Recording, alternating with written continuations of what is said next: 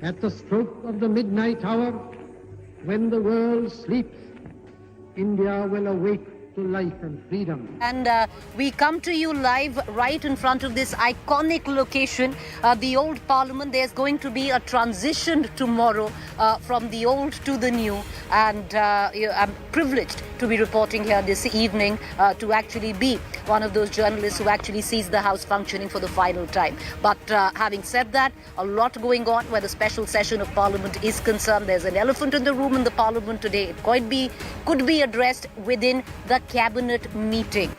Will women reservation bill be on the table? Well, we're going to get you the latest. First up, let me take you through the headlines.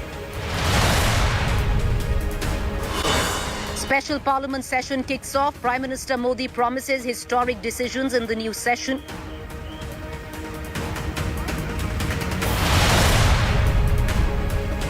Prime Minister Modi pays rich tribute to doyens of Parliament, says India indebted to Nehru, Shastri, Indira, Vajpayee, remembers his first term as MP in Lok Sabha. इसी सदन में पंडित नेहरू का at the stroke of midnight की गूंज हम सबको प्रेरित करती रहेगी. Prime Minister Modi's big message to the opposition netas as special session kicks off says time to stop Rona Dhona and get back to work. उमंग और उत्साह के वातावरण में मिले. रोने धोने के लिए बहुत समय होता है, करते रहिए. Trouble in BJP AIDMK alliance in Tamil Nadu. AIDMK leader Jai Kumar declares there is no alliance with the Saffron Party, blames BJP Tamil Nadu chief Anna Malai for the discord.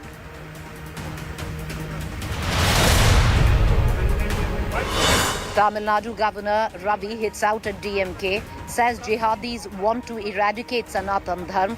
Yoga Guru Ramdev says abusing Hinduism will fail in 2024.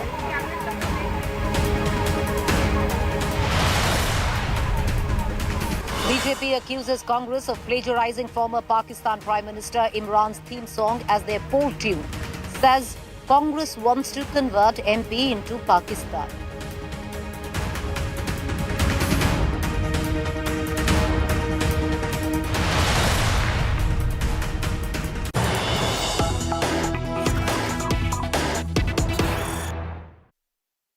All right, viewers, anticipation, speculation, suspense as the special session is on. Of course, both houses have right now will only reconvene tomorrow. The news break that we are getting in is the cabinet meeting is underway on the sidelines of the special session. And the big question, will the women reservation bill be considered?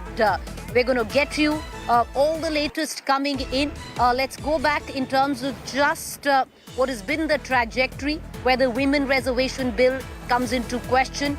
It was introduced, cleared by the Rajya Sabha in 2010. Then it went to the Lok Sabha. It lapsed because it did not clear. However, the bill is still alive as it had seen passage through the Rajya Sabha. Now, the big question is the government actually contemplating to revive the old bill which is already arrived?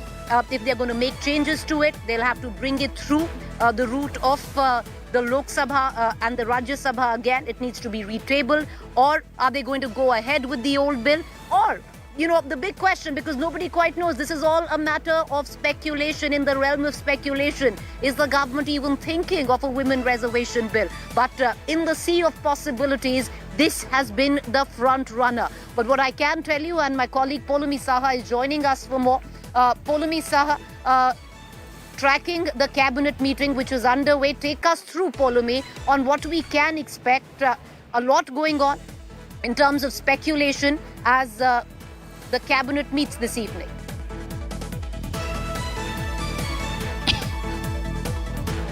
That's right. The cabinet meeting is currently underway. The Prime Minister just reached a short while ago, and then, of course, the cabinet meet commenced. It's obviously, drawn a lot of attention because of this whole suspense around whether there is more to the legislative agenda as far as this special session is concerned. Because remember that the government, when it shared the legislative agenda for the session, clearly stated that this is a tentative list of business. This is not an exhaustive list, and that's why there's been a lot of speculation. The Prime Minister referring to historic decisions that will be taken during this special session. The need to call this a session in itself again, because this is not a regular session. While the government is not saying whether it's one or the other per se, the opposition, of course, questioning technicalities. Clearly, the fact that the government has called this session for a very, very specific purpose, and it doesn't look like any of the legislative agenda which it has shared with members of parliament could be part of that special agenda, and hence the speculation has only grown as to what is that agenda. And like you were pointing out, much of it seems to be centered around women's reservation bill at the moment, Preeti. Well, much of it centered around the women reservation bill. Will this be the historic decision that the Prime Minister was speaking of this morning when he said it's a short session but will be of historic consequence? But follow me, I want to bring you an interesting. Right now, there's no indication whether it is the women reservation bill. But over the last 2 weeks, there's been so much speculation in terms of what could be the surprise that the government brings. And if it in fact is the women reservation bill, the opposition seems to be reading into that and already trying to take the lead or the credit with it happened. Sonia Gandhi's letter to the Prime Minister, where she put out the agenda of the Congress on what they would hope would be discussed in women reservation bill, was one of them. And after that, we've seen possibly every India Alliance party talk of pushing for the women reservation bill.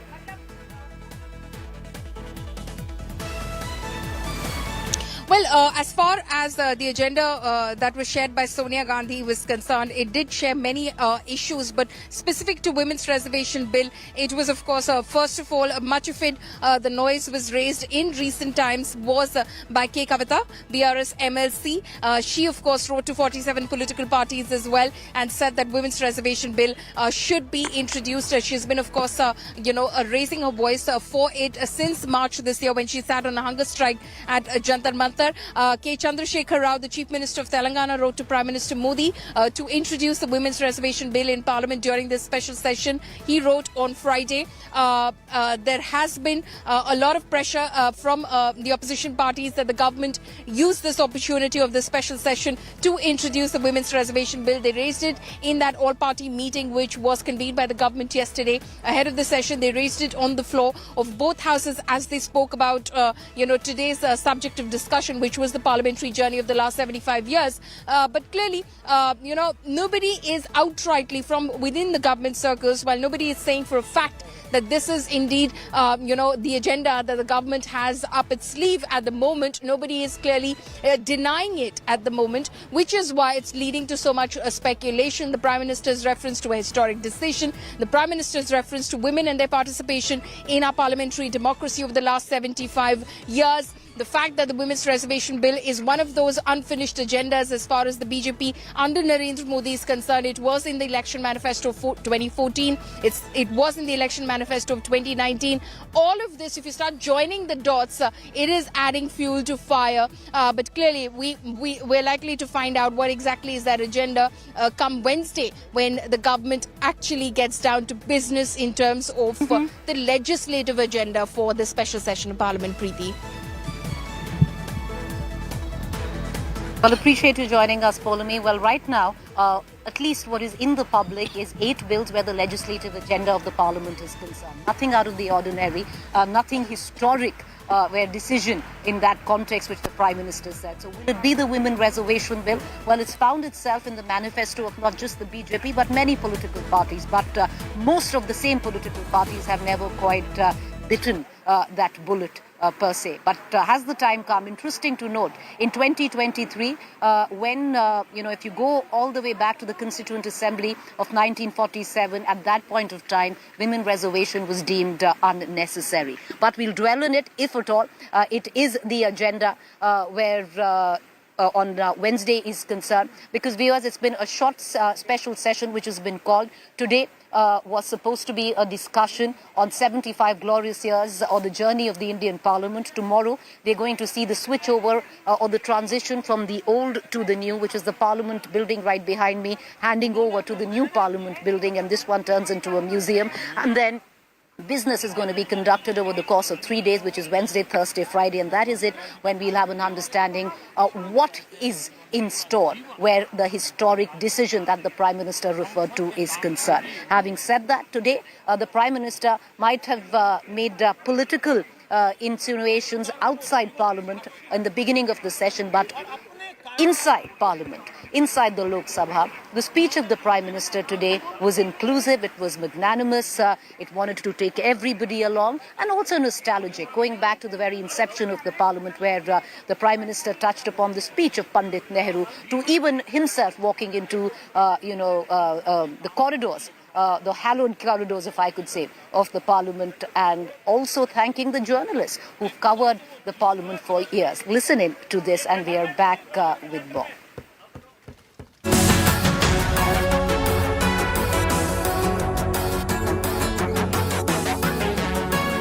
Day one of the much-awaited special session of Parliament was a walk down the memory lane, with Prime Minister Narendra Modi setting the stage for the transition to the new building. Prime Minister Modi on Monday recalled the emotional moment of his entering the Parliament building as an MP for the first time in 2014. मैं पहली बार जब संसद का सदस्य बना और पहली बार एक सांसद के रूप में इस भवन में मैंने प्रवेश किया, तो सहज रूप से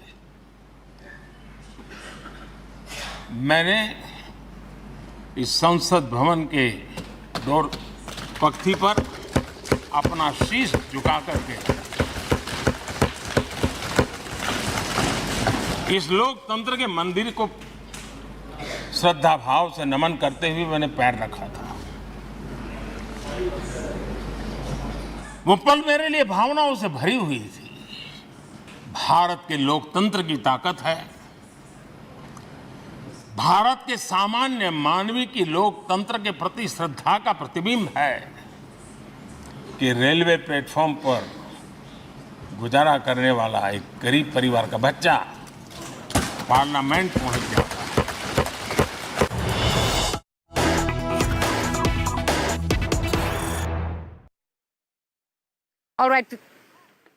All right, we're getting in visuals of the cabinet meet, which is currently underway. The Prime Minister chairing it. He just left here from the Parliament a short while ago and right now has reached and chairing that meeting. These visuals filtering in.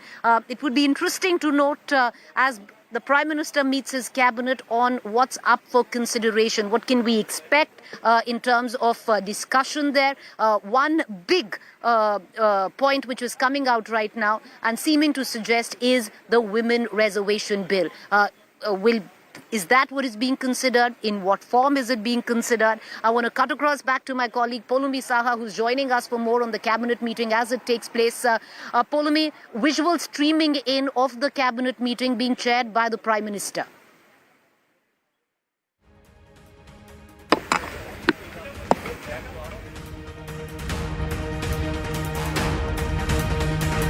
Polumi, can you hear me? All right, we seem to have lost our connection with Polumi, but I'm going to try and ask our other reporters to join us right now, and let's quickly take you through these visuals that are coming in of the cabinet meeting, which is right now underway, chaired by the Prime Minister. These visuals there, what to expect out of it? What can we expect in terms of the cabinet meet? Well, that's the big question. Lots of speculation, anticipation through the day, and it was called this afternoon is what we were given to understand. Before that, of course, the special session of Parliament which was on, and Now, seemingly, what we are given to understand, viewers, is that it will be the women reservation bill. There was so much speculation a while ago, and of course, what happens in the cabinet practically stays in the cabinet. So, I doubt a word will even get out on what is being discussed or what's up for discussion. All right, but what we can say for sure, it's more than what is being designated in terms of parliamentary business over the course of the next 5 days, which has been made public. It's a little more than just those 8 bills that has been made public, especially with what the Prime Minister said, that a historic decision will be made. What is going to be that historic decision? Listen in to the Prime Minister. संसद का ये सत्र, इस पार्श्वभूमि में संसद का ये सत्र, ये सही है कि सत्र छोटा है, लेकिन समय के हिसाब से ये बहुत बड़ा है।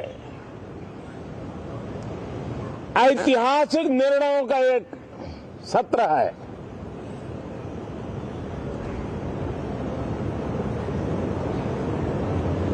ये सत्र की एक विशेषता ये तो है कि अब 75 साल की यात्रा हम नए मुकाम से आरंभ हो रही है।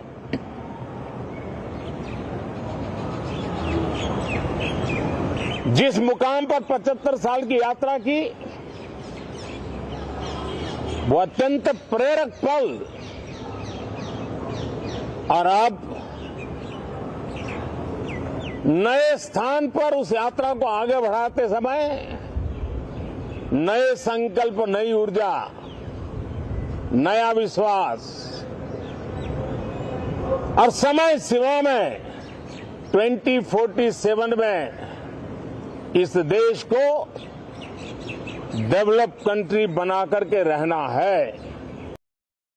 All right, let's quickly get in a word from my colleague Poulomi Saha, who's joining us, as well as Javed Ansari, political analyst, Manisha Prem, political analyst, getting a word from them. But Poulomi, visual streaming in right now of the Prime Minister chairing the cabinet meet.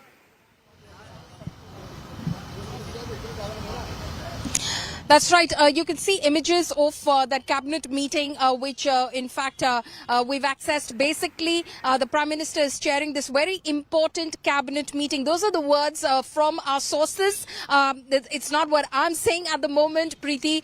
Those pictures shared with us with the words important cabinet meeting underway. So expect that whatever decision this cabinet is signing off as we speak upon right now is going to be something very historic, is what is aimed for this special session of Parliament, as we've been saying through this day, since of course we learned from our sources that this cabinet meeting had been called for at 6:30 p.m. this evening. So this cabinet meeting will turn out to be very crucial, because this cabinet right now is meeting and signing off and approving a very important decision, which will probably be brought to the special session of this Parliament, which has already commenced today on Wednesday, when the government takes up its legislative agenda.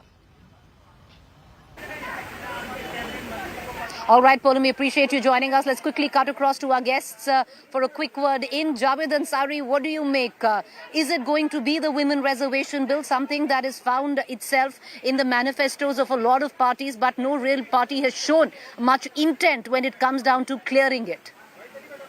So let me just correct you. This bill was introduced in 2009 under the UPA government, and that's the bill, if at all the government musters up the courage to take it forward. That's the bill that will be voted on. 1. 2, it's hazardous. At least I have learned in my experience, it's hazardous to second guess this Prime Minister and this government. The only thing predictable about Prime Minister Modi's government is its unpredictability. I don't have too many friends in the BJP, and whatever little few of them that I have, I tried to contact them this evening, and they in turn were asking me, "Aap bataiye kya hai?" And the organizer headline is perhaps a pointer. The organizer, as we all know, is the mouthpiece of the RSS, and it says, "Guess what?"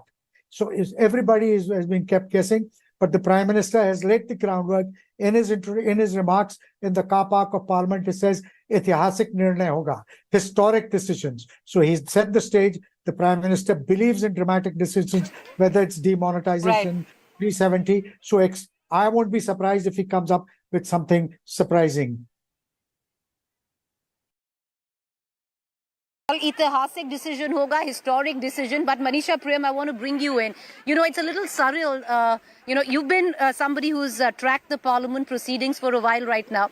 But a bill which is time, or women reservation, the time seems to have come, if at all. You know, this is all conjecture. In 2023, when in 1947, the Constituent Assembly thought it unnecessary. And even after that, you know, the bill might have been introduced in 2009 by the Congress and the UPA, but many allies of the UPA were not on board. Therefore, it never got cleared in the Lok Sabha.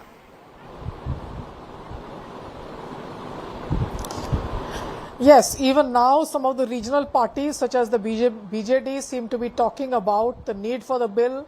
And in fact, all regional parties now talk about women being a very important part of the electorate, sans caste, the Chuppa voters, the silent voters of Nitish Kumar, the Labharthis of Uttar Pradesh.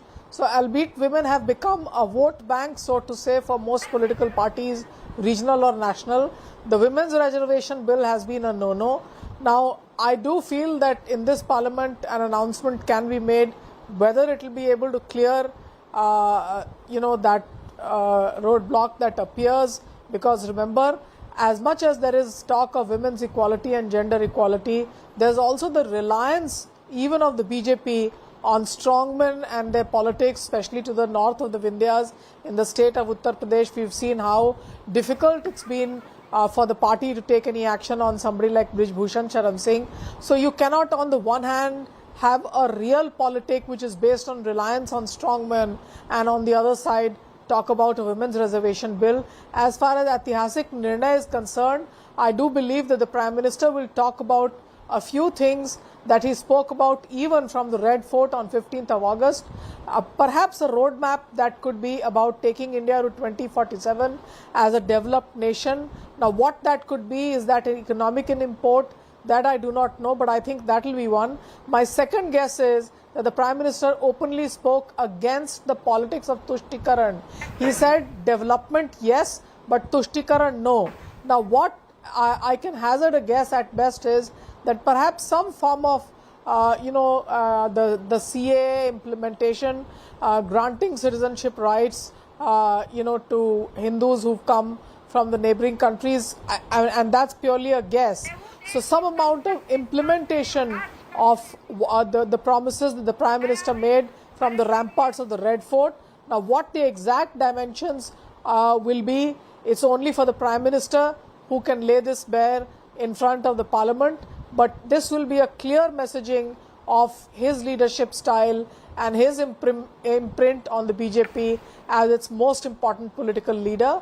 And I don't know exactly what is in store, but I do think it's 2047, India is a developed nation, and also against the politics of Tushstikaran, to distinguish the BJP from other political parties.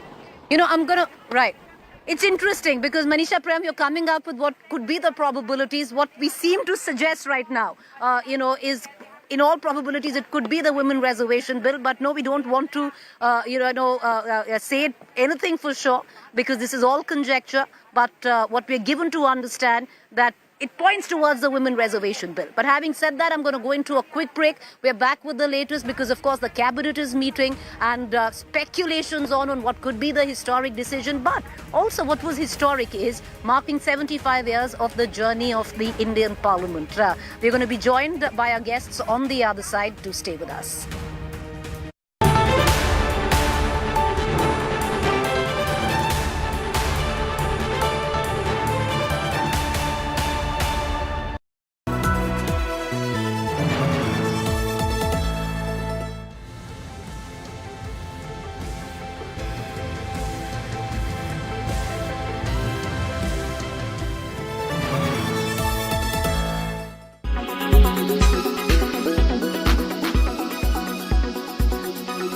बदलना है तो अब हालात बदलो,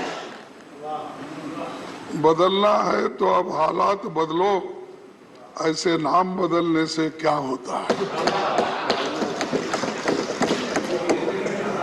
देना है तो युवाओं को रोजगार दो, सबको बेरोजगार करके क्या होता है? दिल को थोड़ा बड़ा करके देखो, लोगों को मारने से क्या होता है? दिल को थोड़ा बड़ा करके देखो, लोगों के मारने से क्या होता है? कुछ कर नहीं सकते तो कुर्सी छोड़ दो। बात में डराने से क्या होता है? बात में डराने से क्या होता है? अपनी हुक्मरानी पर तुम्हें गुरूर है, लोगों को डराने से धमकाने से क्या होता है?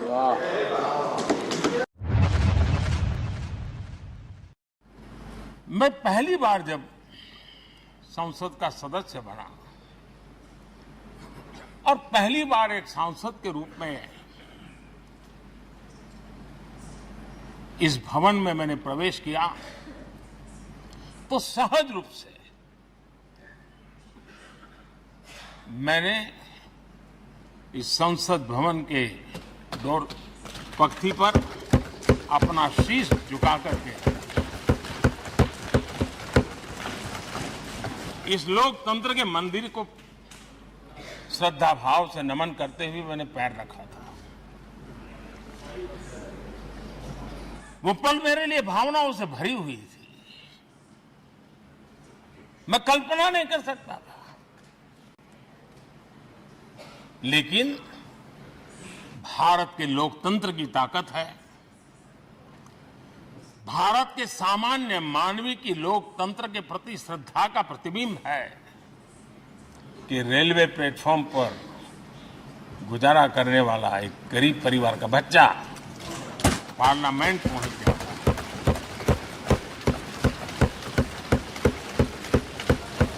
मैंने कभी कल्पना तक नहीं की थी कि देश मुझे इतना सम्मान देगा, इतना आशीर्वाद देगा, इतना प्यार देगा। सोचा नहीं था अध्यक्ष।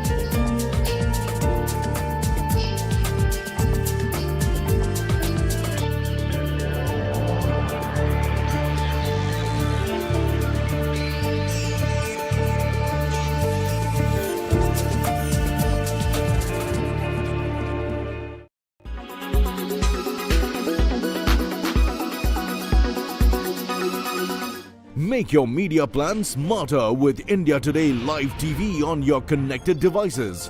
Amplify your brand with 100 million smart internet viewers. To advertise, mail us at sales@aajtak.com.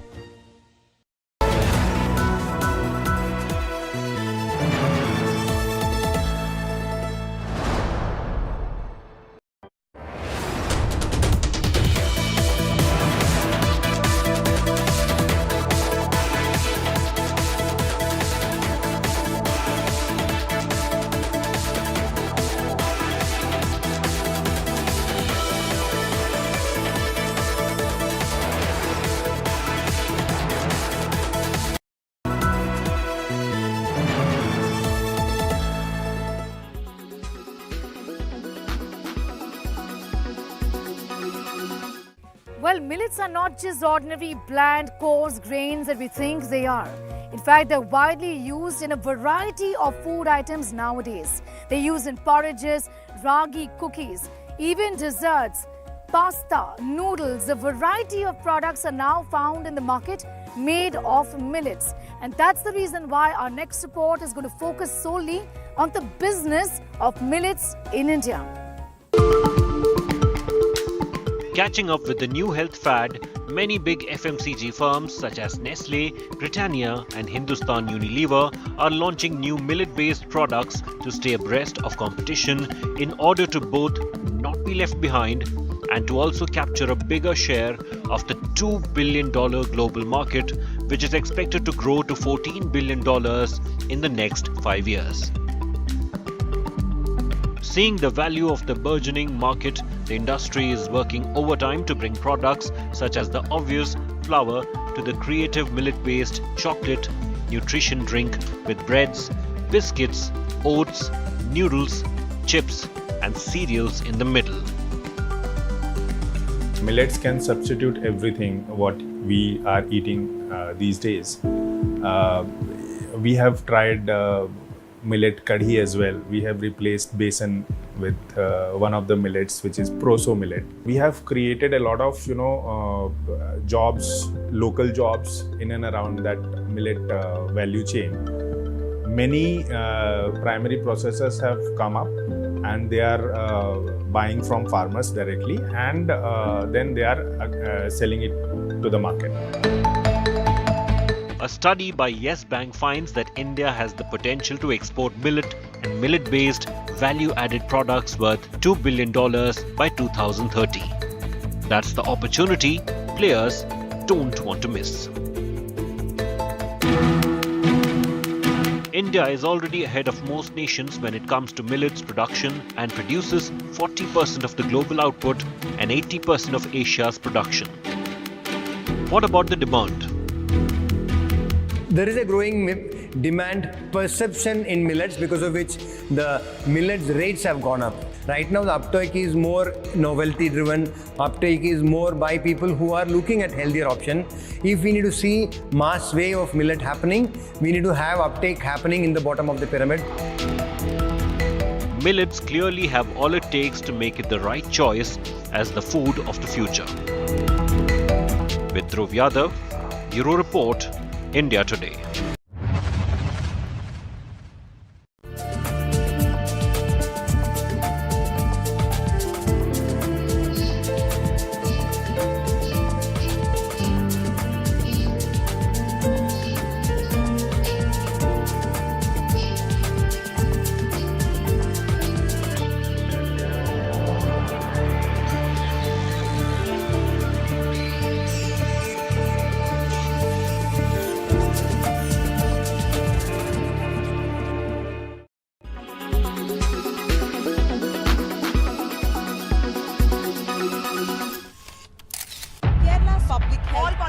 Traveling from different parts. Armed with facts, Looking at political back. she takes the news by its horns. Do you think the future of these students are not hampered? Fierce, bold and direct, setting the tone for the biggest stories. From every corner and every angle. Expect nothing but the unfiltered truth. News first, niceties later. Watch me, Nabila Jamal, on India Today. Make your media plan smarter with India Today Live TV on your connected devices. Amplify your brand with 100 million smart internet viewers. To advertise, mail us at sales@aajtak.com.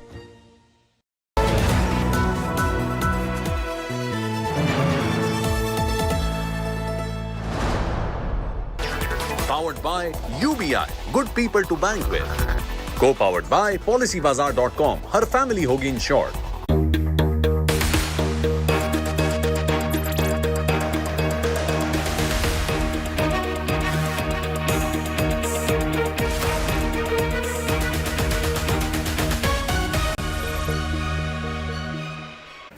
Good evening, viewers. You're watching To The Point. I'm Preeti Choudhry. While anticipation, suspense, speculation continues on why was the special joint session of Parliament called. Also, the cabinet of the Modi government meeting right now. What is it that they have up their sleeve? We're going to get you all of that, but also to put the focus on what was today. in terms of discussion where the Parliament was concerned, to talk of the glorious 75 years of the Indian Parliament. The Prime Minister gave a speech recalling the very inception of the Parliament of Pandit Nehru, Indira Gandhi, Vajpayee, Shastri speaking of how he walked into the hallowed halls of the Parliament. But away from that, you know, there have been speeches that have been made on the floor of this building right behind me, and you know, it gives you a bit of deep sense of nostalgia, because for all of us who've reported here, this building turns into a museum very soon, because from tomorrow the business shifts to the new. The old will give way to the new, not without, like I said, you know, a sepia tinted moment of nostalgia which will go into the annals of Indian political history is this iconic building behind me. I'm going to take you through some of those iconic speeches which were made on the floor of this iconic building.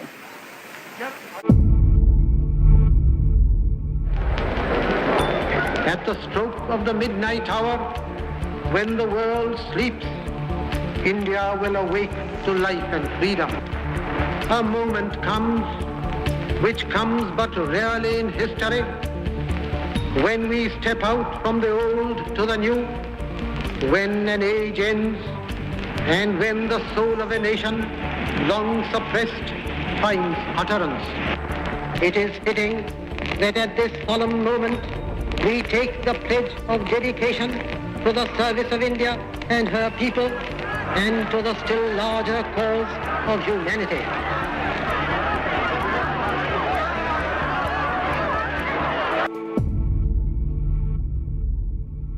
पहले चर्चा हुई कि कुछ शर्तें लगाई जा रही, फिर चर्चा हुई कि कोऑर्डिनेटिंग कमेटी बनाना पड़ेगी। फ्लोर पर भी हम लोग कोऑर्डिनेशन करते हैं, उसके बिना तो सदन नहीं चलता। आप सारा देश चलाना चाहते हैं, बड़ी अच्छी बात है, हमारी शुभकामनाएं आपके साथ हैं। हम अपने देश की सेवा के कार्य में जुटे रहेंगे।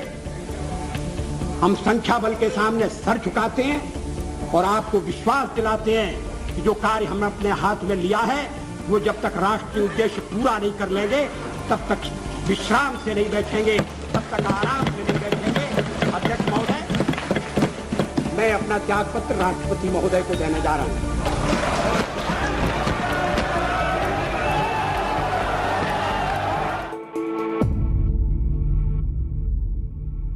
प्रणवदा, रिफॉर्म वो होता है जिससे देश के लोगों की जिंदगी सुधरे। रिफॉर्म वो नहीं होता जिससे अमेरिका में इमेज सुधरे। अंतर्राष्ट्रीय जगत में छवि सुधारने से रिफॉर्म नहीं होता। रिफॉर्म तब होगा जब हिंदुस्तान की अर्थव्यवस्था को हार्वर्ड और ऑक्सफोर्ड नहीं समझा सकते। प्रणवदा, हिंदुस्तान की अर्थव्यवस्था को वो समझा सकता है जो गुठली कह करके बात करता है, जो टुकिया कह करके बात करता है। आप उर्दू जबान समझते हैं बहुत अच्छी तरह से, और शेरों में बहुत बड़ी ताकत होती है अपनी बात को आसानी से, सहजता से कहने की। आज एक शेर पूछ करके मैं आपसे जवाब पूछना चाहती हूँ। तू इधर उधर की ना बात कर, ये बता कि काफिला क्यों लूटा। तू इधर उधर की ना बात कर, ये बता कि काफिला क्यों लूटा। हमें रहजनों से गिरा नहीं, तेरी रहबरी का ख्याल है।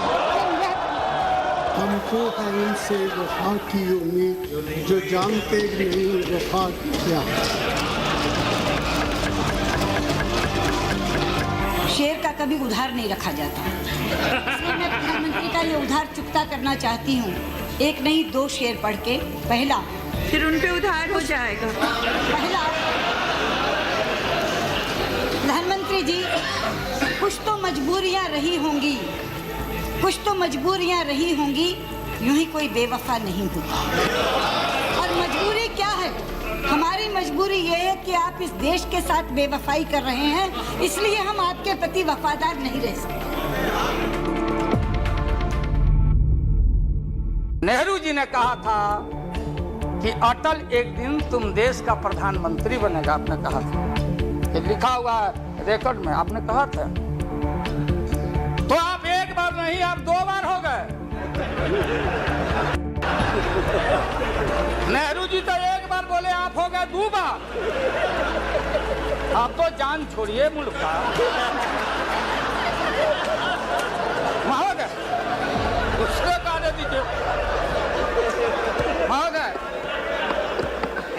The fact is, viewers, there have been many more speeches which have been made on the floor of the Parliament, some of them iconic. Many of our viewers would be, right now suggesting or telling us that why haven't you played that or picked that? Well, this was just the last minute, just a clutch of the few speeches. We're going to keep giving out more through the course of the next 5 days.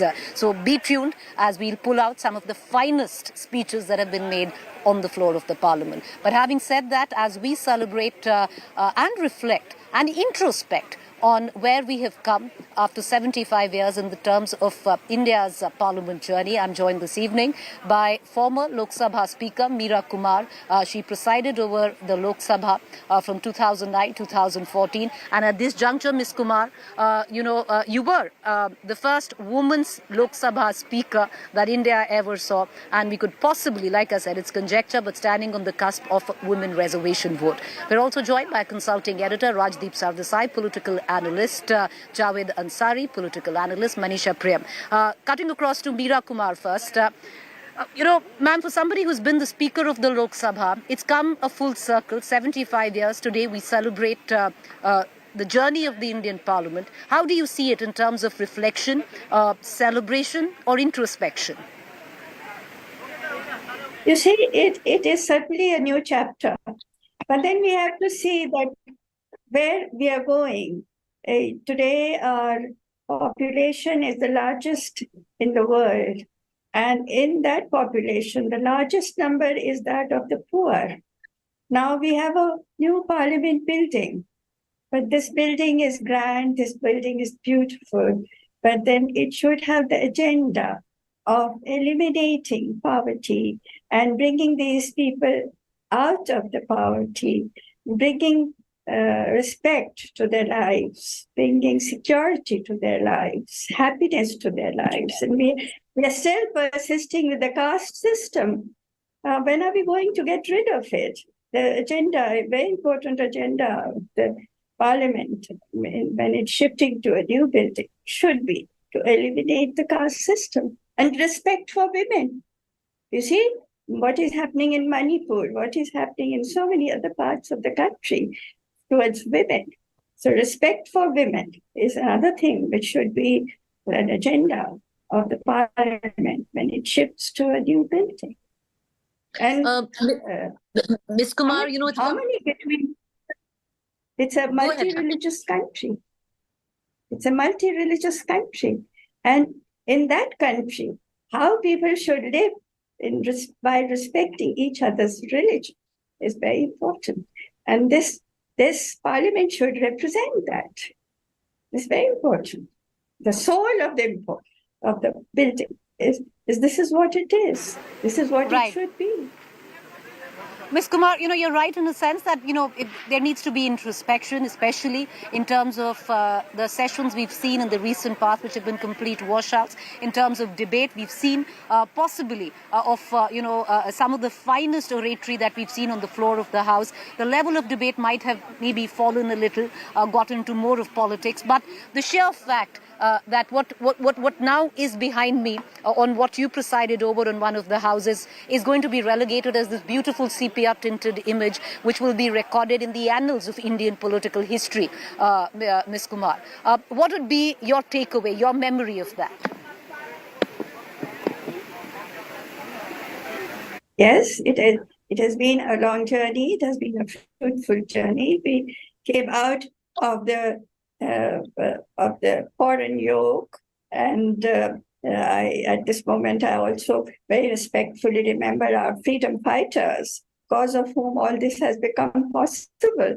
So our country got independence, and then it had nothing at that time. We had nothing, and how we have built our nation should be remembered. How we have built our nation building. That was very challenging. This is what was undertaken in the initial years, in the first few decades of this country's journey towards its goal of having socio-economic equality.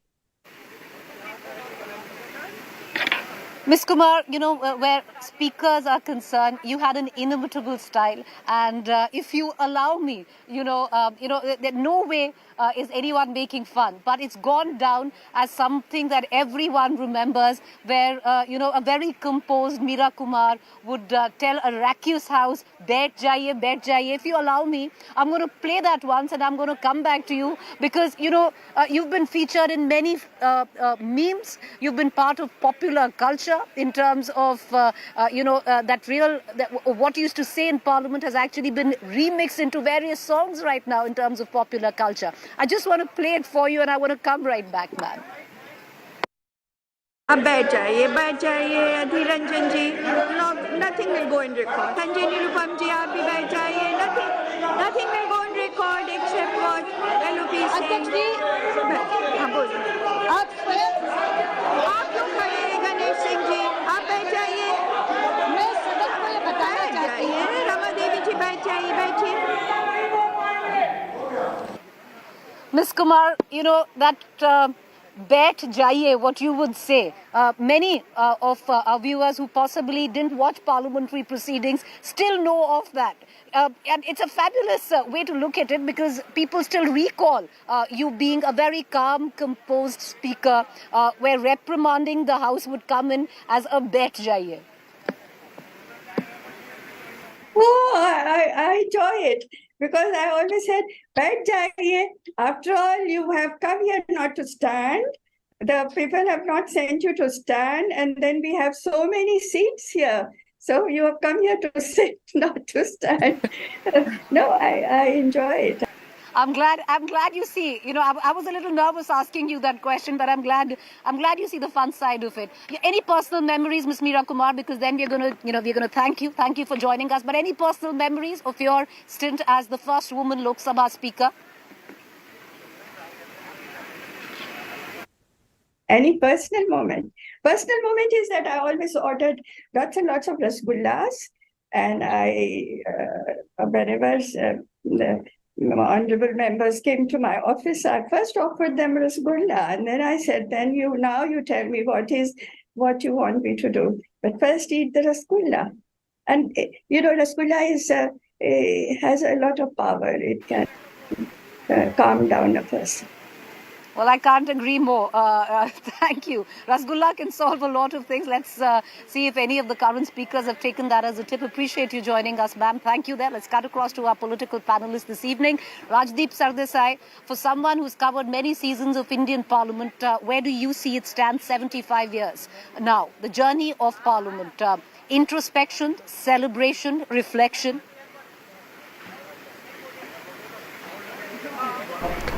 Preeti, I think that's a very good question. I do believe that we are on the crossroads or the intersection of celebration and introspection. Yes, you can celebrate the fact that you're moving to a new parliament building tomorrow after all these years having been spent in this particular building that has huge historical significance stretching back to the Constituent Assembly debates of the 1940s. But it is also a time of introspection for Parliament as an institution. Remember, Preeti, this 17th Lok Sabha has seen the least number of Parliament sittings. At the start of the 5th year of this Lok Sabha, Parliament had met just 231 times. That's an average of about 56 to 58 times a year, the lowest ever. Of course, this includes the COVID year when Parliament met for just about 20 times. But either way, the number of sittings have significantly reduced. The number of bills passed without discussion have significantly reduced. The number of bills that are sent to select committees, standing committees of Parliament have reduced. The number of ordinances that are brought in without consultation with Parliament have increased. The amount of time wasted during question hour has increased. The number of questions have reduced. The number of adjournments have increased. All of this, I think, suggests that Parliament is facing a serious crisis, a crisis of the institution and its ability to be seen for what it was meant to be, as our primary legislation making body, with equal space being given in a way to both the government and the opposition. In recent times, we've even seen the treasury benches almost unprecedented, disrupting Parliament. So it's not just the opposition. Even government benches have disrupted Parliament in recent times. You'll recall over Rahul Gandhi's comments, for example, earlier this year on the Adani question. So this is a time for both sides across the aisle, government and opposition, to really introspect and ask themselves, why did they become parliamentarians and what useful purpose is Parliament really providing at the moment? Javed, I want to bring you in on this. For somebody who's had possibly the maximum experience of at least who I know, who've seen so many seasons of Parliament and had the privilege to cover so many governments in Parliament. In terms of speeches, in terms of watershed moments, what do you remember? Well, many Parliament has had its highs and lows, and I've been fortunate to have been present there for the last close to 40 years. Well, Dr. Manmohan Singh's speech when he opened up the economy, when he presented the budget, the tumultuous debates in Parliament in the lead up to and after the demolition of Babri Masjid, the December 17, 1991 debate, the stellar performance put up by Mr. Chandrasekhar and Nitish Kumar, Mr. Atal Bihari Vajpayee. I was also present in the House when, in response to India's atomic explosion, Pakistan reciprocated with 5 explosions. The House was in session and there was a bit of commotion. And then the senior leaders got together, they trooped out of the House. House continued functioning and they decided it will not adjourn. It sat for 45 extra minutes just to send a message to the world, particularly to our adversaries across the border, that we are not shaken, it's business as usual. So I've seen Parliament at loggerheads. I've seen how parliamentarians have come together, and just to lighten the mood, there was I'll recall Mr. Jaipal Reddy. He made this remark in Parliament saying that it's a humongous lie, and the BJP was in power and they were up in, there was a huge uproar. After the House was adjourned and it met, Prime Minister Vajpayee says, भाई आप ऐसी अंग्रेजी बोला कीजिए जो सबको समझ में आए. And इसका मतलब क्या होता है? Explain. And there was Renuka Choudhry. She walked up in good nice humor. She pointed to her hips and said, humongous is me. This is humongous. And that's how they diffused a very tense situation. I've witnessed Parliament when it's been adjourned. I've witnessed Parliament when parliamentarians have come together. It's been accommodative. It's been inclusive. So I do believe it's all very well to name former prime ministers. It's also important to imbibe some of the things that we stood for and to give to restore to Parliament the primacy once enjoyed in the eyes of prime ministers. Right. Manisha, Priyam, your biggest takeaways as we hand over, the old to the new.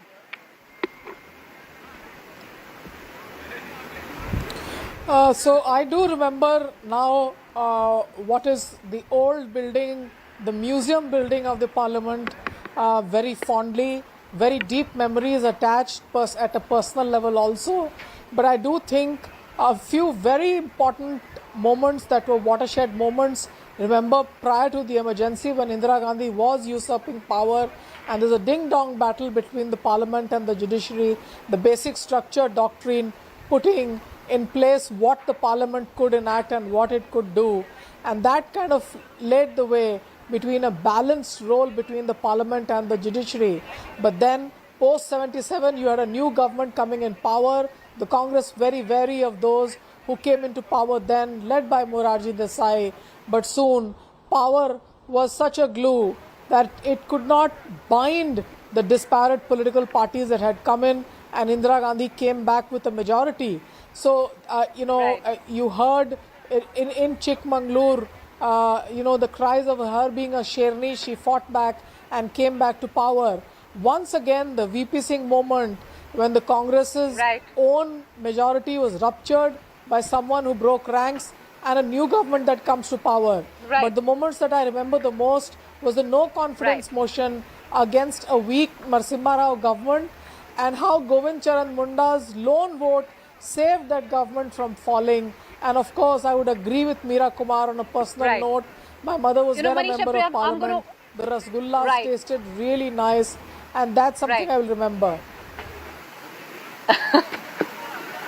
All right. On that note, I'm going to close the show. We're terribly out of time. Appreciate you all for joining us, but we're going to continue this conversation as we continue the politics and the developments and the speculations around it. Thank you for joining us.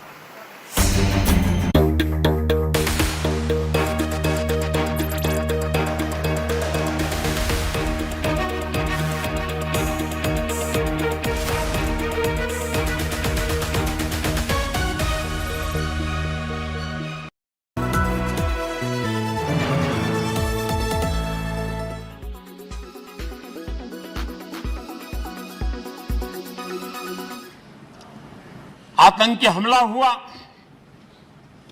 पूरे विश्व में। यह आतंकी हमला एक इमारत पर नहीं था, ये मदर ऑफ डेमोक्रेसी एक प्रकार से हमारी जीवात्मा पर यह हमला था। ये देश उस घटना को कभी भूल नहीं सकता है, लेकिन आतंकियों से लड़ते लड़ते सदन को बचाने के लिए और हर सदस्य को बचाने के लिए जिन्होंने अपने सीने पर गोलियां झेली, आज मैं उनको भी नमन करता हूं।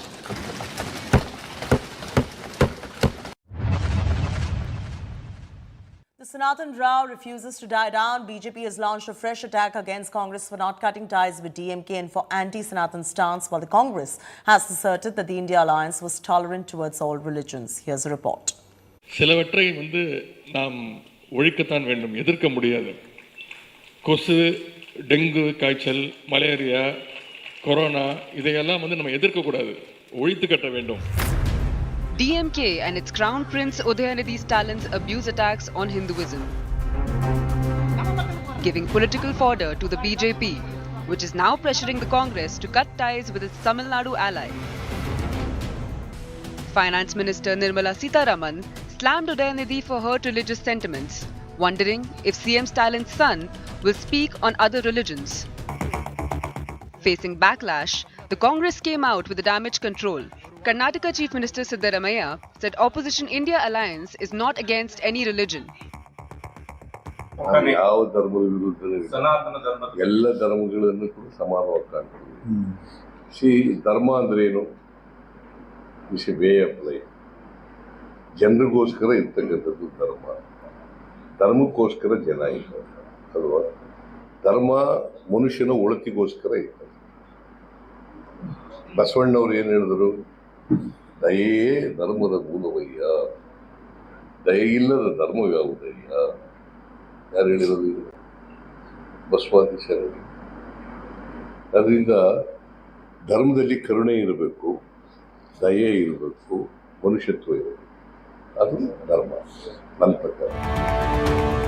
However, BJP was quick to hit back at Siddaramaiah, posting a video of him refusing to wear tilak, questioning why he never objected to wearing a Muslim cap. Earlier, Congress ally DMK had left out a slew of hate rants against Sanatan Dharma, equating it with leprosy, AIDS, dengue and malaria, and calling for its eradication. The attacks had led to a furious counter from PM Modi, who branded India bloc anti-Hindu. ऐसी सनातन संस्कृति को समाप्त करने का ऐलान India alliance के लोगों ने किया है। छत्तीसगढ़ के लोगों को, देश के लोगों को इनसे बहुत सतर्क रहना है। ये भारत की हजारों साल से चली आ रही संस्कृति को मिटाना चाहते हैं, ये भारत को मिटाना चाहते हैं। Will the Sanatan slander intensify the government versus opposition war? Bureau Report, India Today.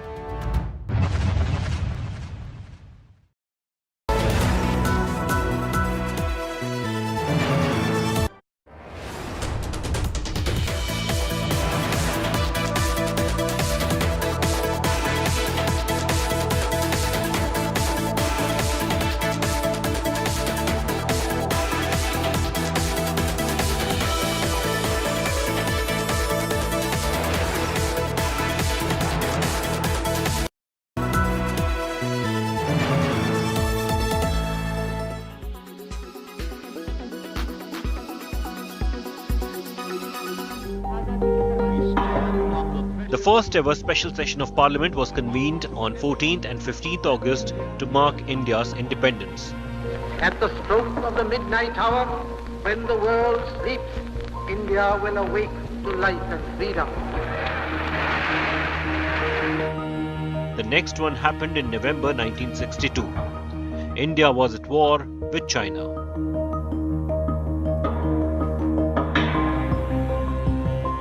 The winter session of Parliament in 1962 was advanced and a special session was convened on November 8. Question hour was suspended after an agreement between the ruling and opposition parties, with the session closing the very next day on 9th November. 10 years later, the next special session was called on 15th August to mark the silver jubilee of India's independence. 20 more years later, the next special session of Parliament would be convened in the 90s. A midnight session was called on 9th August 1992 to celebrate the 50th year anniversary of the Quit India movement. I would at the outset like to extend my greetings to my fellow citizens, the men and women and the youth and the children of India. The Golden Jubilee celebrations are drawing to a close, but the spirit of August 15 and the ideals and the aspirations symbolized by it remain to be pursued with dedication and with renewed vigor. 5 years later, on 15th August 1997, a midnight session was convened to mark 50 years of India's independence.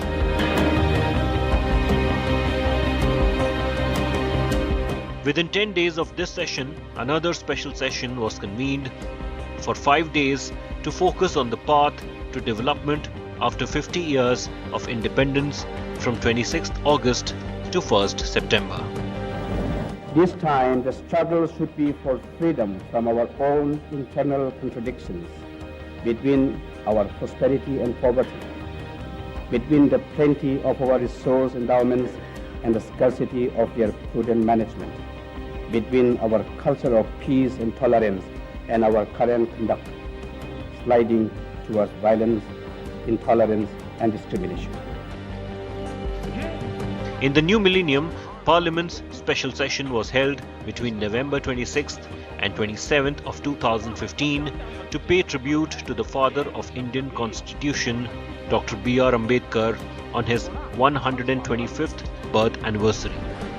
A midnight session without any debate was called on 30th June 2017 to roll out GST across the country. May I request the Honorable Rashtrapati ji and the Prime Minister and other dignitaries to come up and press the button and officially launch the GST.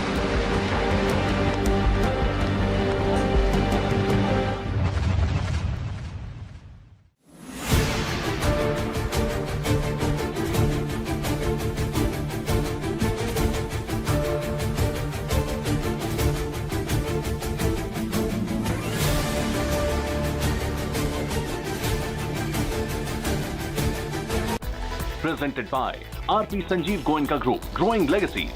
Co-presented by Century Laminates by Manish Malhotra, Fashion for your furniture. Co-presented by Macho Hind, Bade Aaram Se. Co-powered by PolicyBazaar.com, Har family hogi insured. Co-powered by The Bold Look of Kohler. UBI, good people to bank with.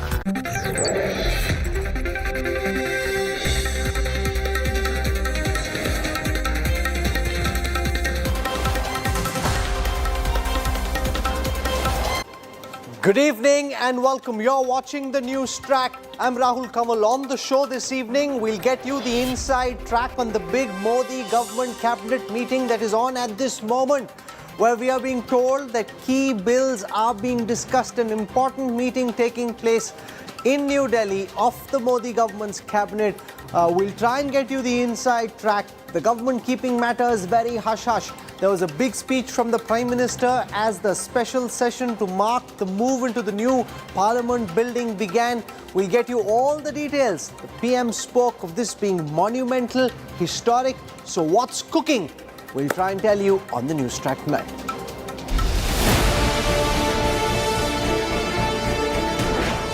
special Sansad session kicks off. खट्टे मीठे अनुभव भी रहे हैं, नोकझोंक भी रही है. Prime Minister hints at historic decisions. समय के हिसाब से ये बहुत बड़ा है. ऐतिहासिक निर्णयों का एक सत्र है. Big Bang announcement afoot. 75 साल की यात्रा हम नए मुकाम से आरंभ हो रही. Routine reforms और बड़ा धमाका. ये सदन छोड़ना भावुकपन है, मैं पक्का मानता. What's up Modi government sleep? माननीय प्रधानमंत्री जी के विजन की सराहना करता हूं. The full inside track right here. Top focus on News Track. We have the full plan for tomorrow as the MP shift from the old Parliament building to the new, but the biggest question swirling in the capital and across the country, kya dhamaka hone wala hai? What is it that the cabinet meeting is discussing? Will there indeed be a mountain or will there just be a molehill? So all of that and more, we've got our reporters on the ground.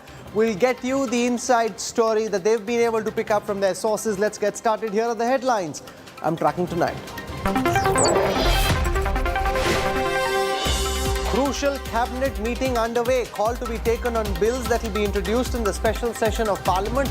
PM Modi says historic decisions will be taken. PM Modi's big message to the opposition netas as the special session kicks off. PM says time to stop Rona Dhona and get back to work. Trouble in the BJP, AIA-DMK alliance in Tamil Nadu. AIA-DMK leader Jai Kumar declares there is no tie-up with the Saffron Party, blames BJP Tamil Nadu chief Annamalai for the discord. Tamil Nadu Governor Ravi hits out at the DMK, says jihadis want to eradicate Sanatan Dharma. Yog Guru Ramdev says abusing Hinduism will fail in 2024. BJP accuses Congress of plagiarizing former Pakistan PM Imran Khan's theme song as their poll tune says Congress wants to convert Madhya Pradesh into Pakistan.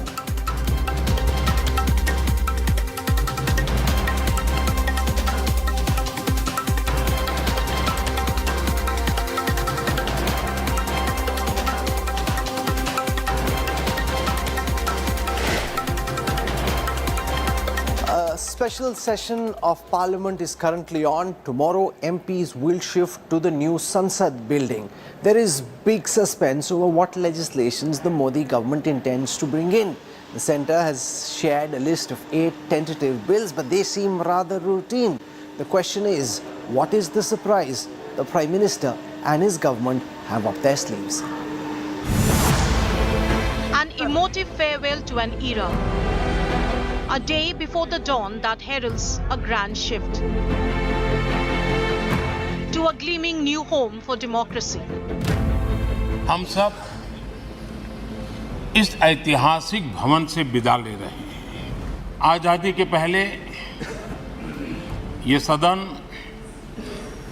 Imperial legislative council का स्थान हुआ करता था. आजादी के बाद ये संसद भवन के रूप में उसको पहचान मिली. The 5-day special session of Parliament set to be moved to the new house on Tuesday on the occasion of Ganesh Chaturthi.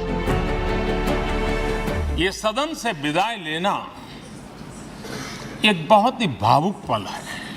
खट्टे मीठे अनुभव भी रहे हैं, नोकझोंक भी रही है, कभी संघर्ष का माहौल भी रहा है और कभी इसी सदन में उत्सव और उमंग का माहौल भी रहा है. ये सारी स्मृतियां हमारे साथ, हम सबकी साझी स्मृतियां हैं. उनके मुताबिक The final moments in the old Parliament building a buzz with speculations though. The government has circulated the legislative agenda featuring at least 8 bills during this sitting. But the opposition MPs insist that the timing of the session has left room for potential surprises. what is in the agenda of the government, we are still not aware of it. So we are still in dark because these sessions and the bills that have been listed don't correlate. Meanwhile, calls also surfaced for the passage of the Women's Reservation Bill in this sitting. I think it is high time now that ये इनका पास बहुमत है और ordinance पे ordinance ये करते जा रहे थे, तो ये महिला reservation bill, women's reservation bill with full majority अभी तक क्यों नहीं हुआ, यही प्रश्न है। MPs from the Bharat Rashtra Samiti held a symbolic protest to make the same demand. Congress owned up the women reservation bill as its own brainchild. You didn't see our Parliament CWC resolution. Actually, it is the brainchild of Indian National Congress and UPA. We given 50% of women reservation in local parliament, that is local bodies. Outside the House, Prime Minister Modi announced the session would witness historic decisions. ये सत्र छोटा है, लेकिन समय के हिसाब से ये बहुत बड़ा है। ऐतिहासिक निर्णयों का एक सत्र है। सत्र की एक विशेषता ये तो है कि अब 75 साल की यात्रा अब नए मुकाम से आरंभ हो रही है।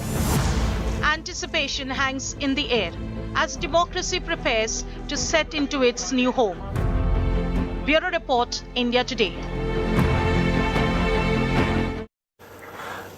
Let me show you now some of the key highlights of what the Prime Minister said during his address in this special session of Parliament. There are some clues and everyone at this moment searching for hints about what the Prime Minister intends to do during this special session. Nehru ji, Shastri ji, वहां से लेकर के अटल जी, मनमोहन सिंह जी तक एक बहुत बड़ी श्रृंखला जिसने इस सदन का नेतृत्व किया है और सदन के माध्यम से देश को दिशा दी है, देश को नए रंग रूप में ढालने के लिए उन्होंने परिश्रम किया है, पुरुषार्थ किया है। आज उन सबका गौरवगान करने का भी अवसर है। ये वो सदन है जहां पंडित जी को इसलिए भी याद किया, अनेक बातों के लिए याद किया जाएगा, लेकिन हम जरूर याद करेंगे इसी सदन में पंडित नेहरू का at the stroke of midnight की गूंज हम सबको प्रेरित करती रहेगी। इसी सदन में अटल जी ने कहा था, वो शब्द आज भी गूंज रहे हैं इस सदन में, सरकारें आएगी जाएगी, पार्टियां बनेगी बिगड़ेगी, लेकिन ये देश रहना चाहिए।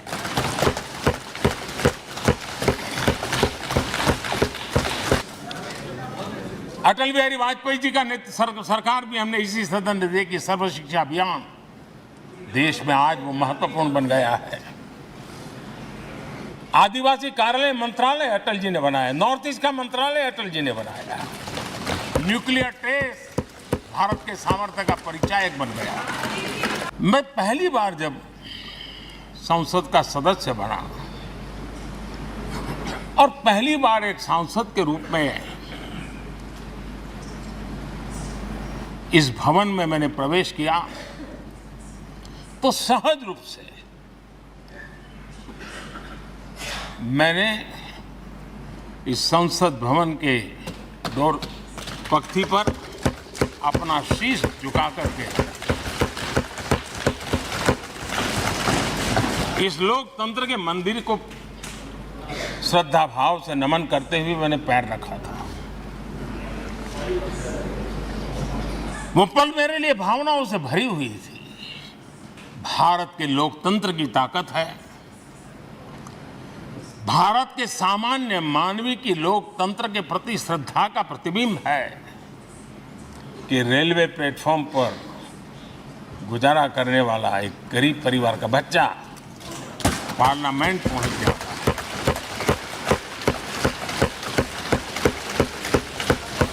मैंने कभी कल्पना तक नहीं की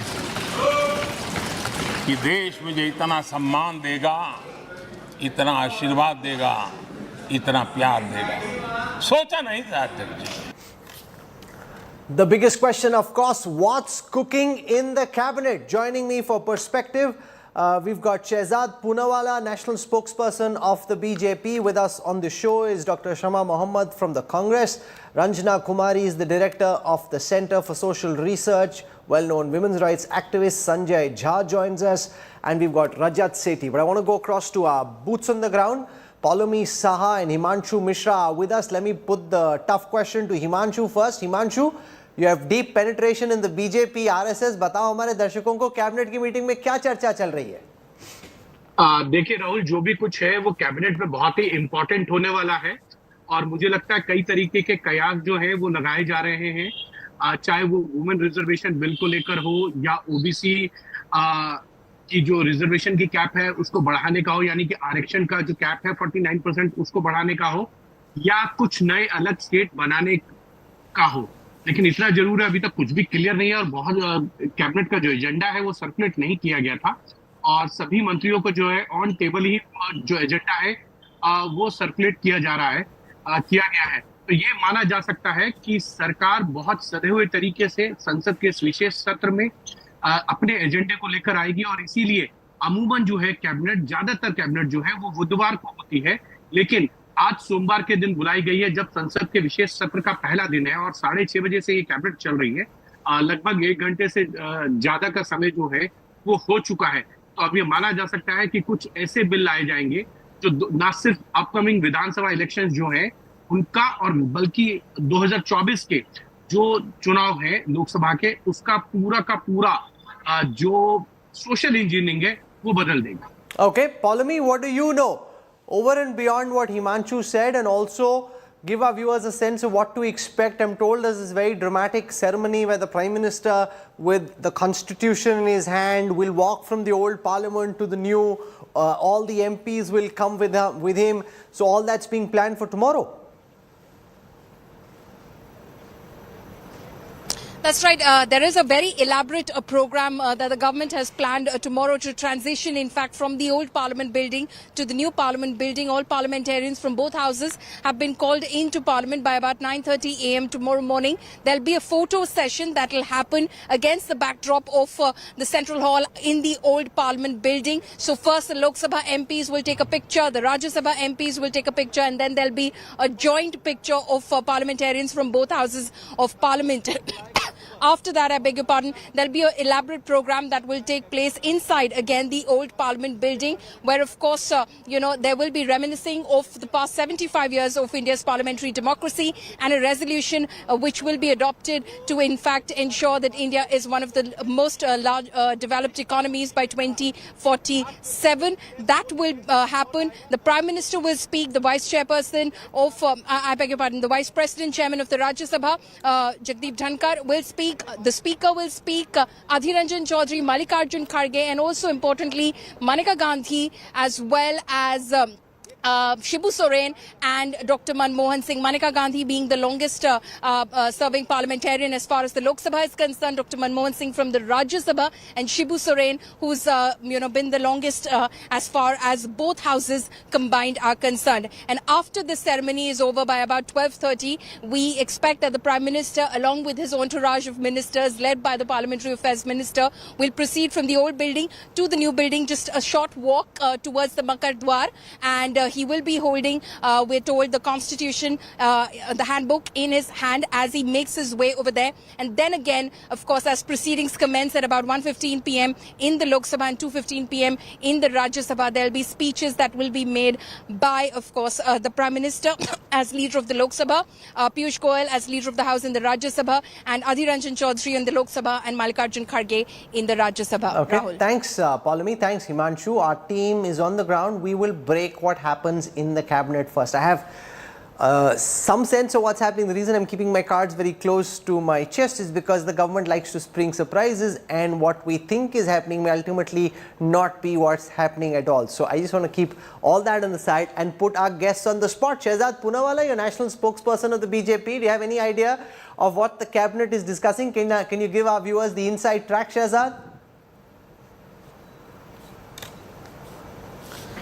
Rahul, even if I were to, let's assume for a moment, beat your dream team of Paulami and Himanshu who are the best at covering the BJP, and I knew, you know that my party diktat would be to not reveal any information, and I don't have such kind of information, but Rahul, you're well versed with how governments operate. These days, information doesn't get leaked either to journalists or to spokespersons like me. The cabinet carries a certain bit of confidentiality. Whatever will be decided will be put in front of the nation, and in fact, this has been the trend. Everyone was saying that there's a secret agenda of Parliament. 5 days before the session commenced, the agenda was put out in detail.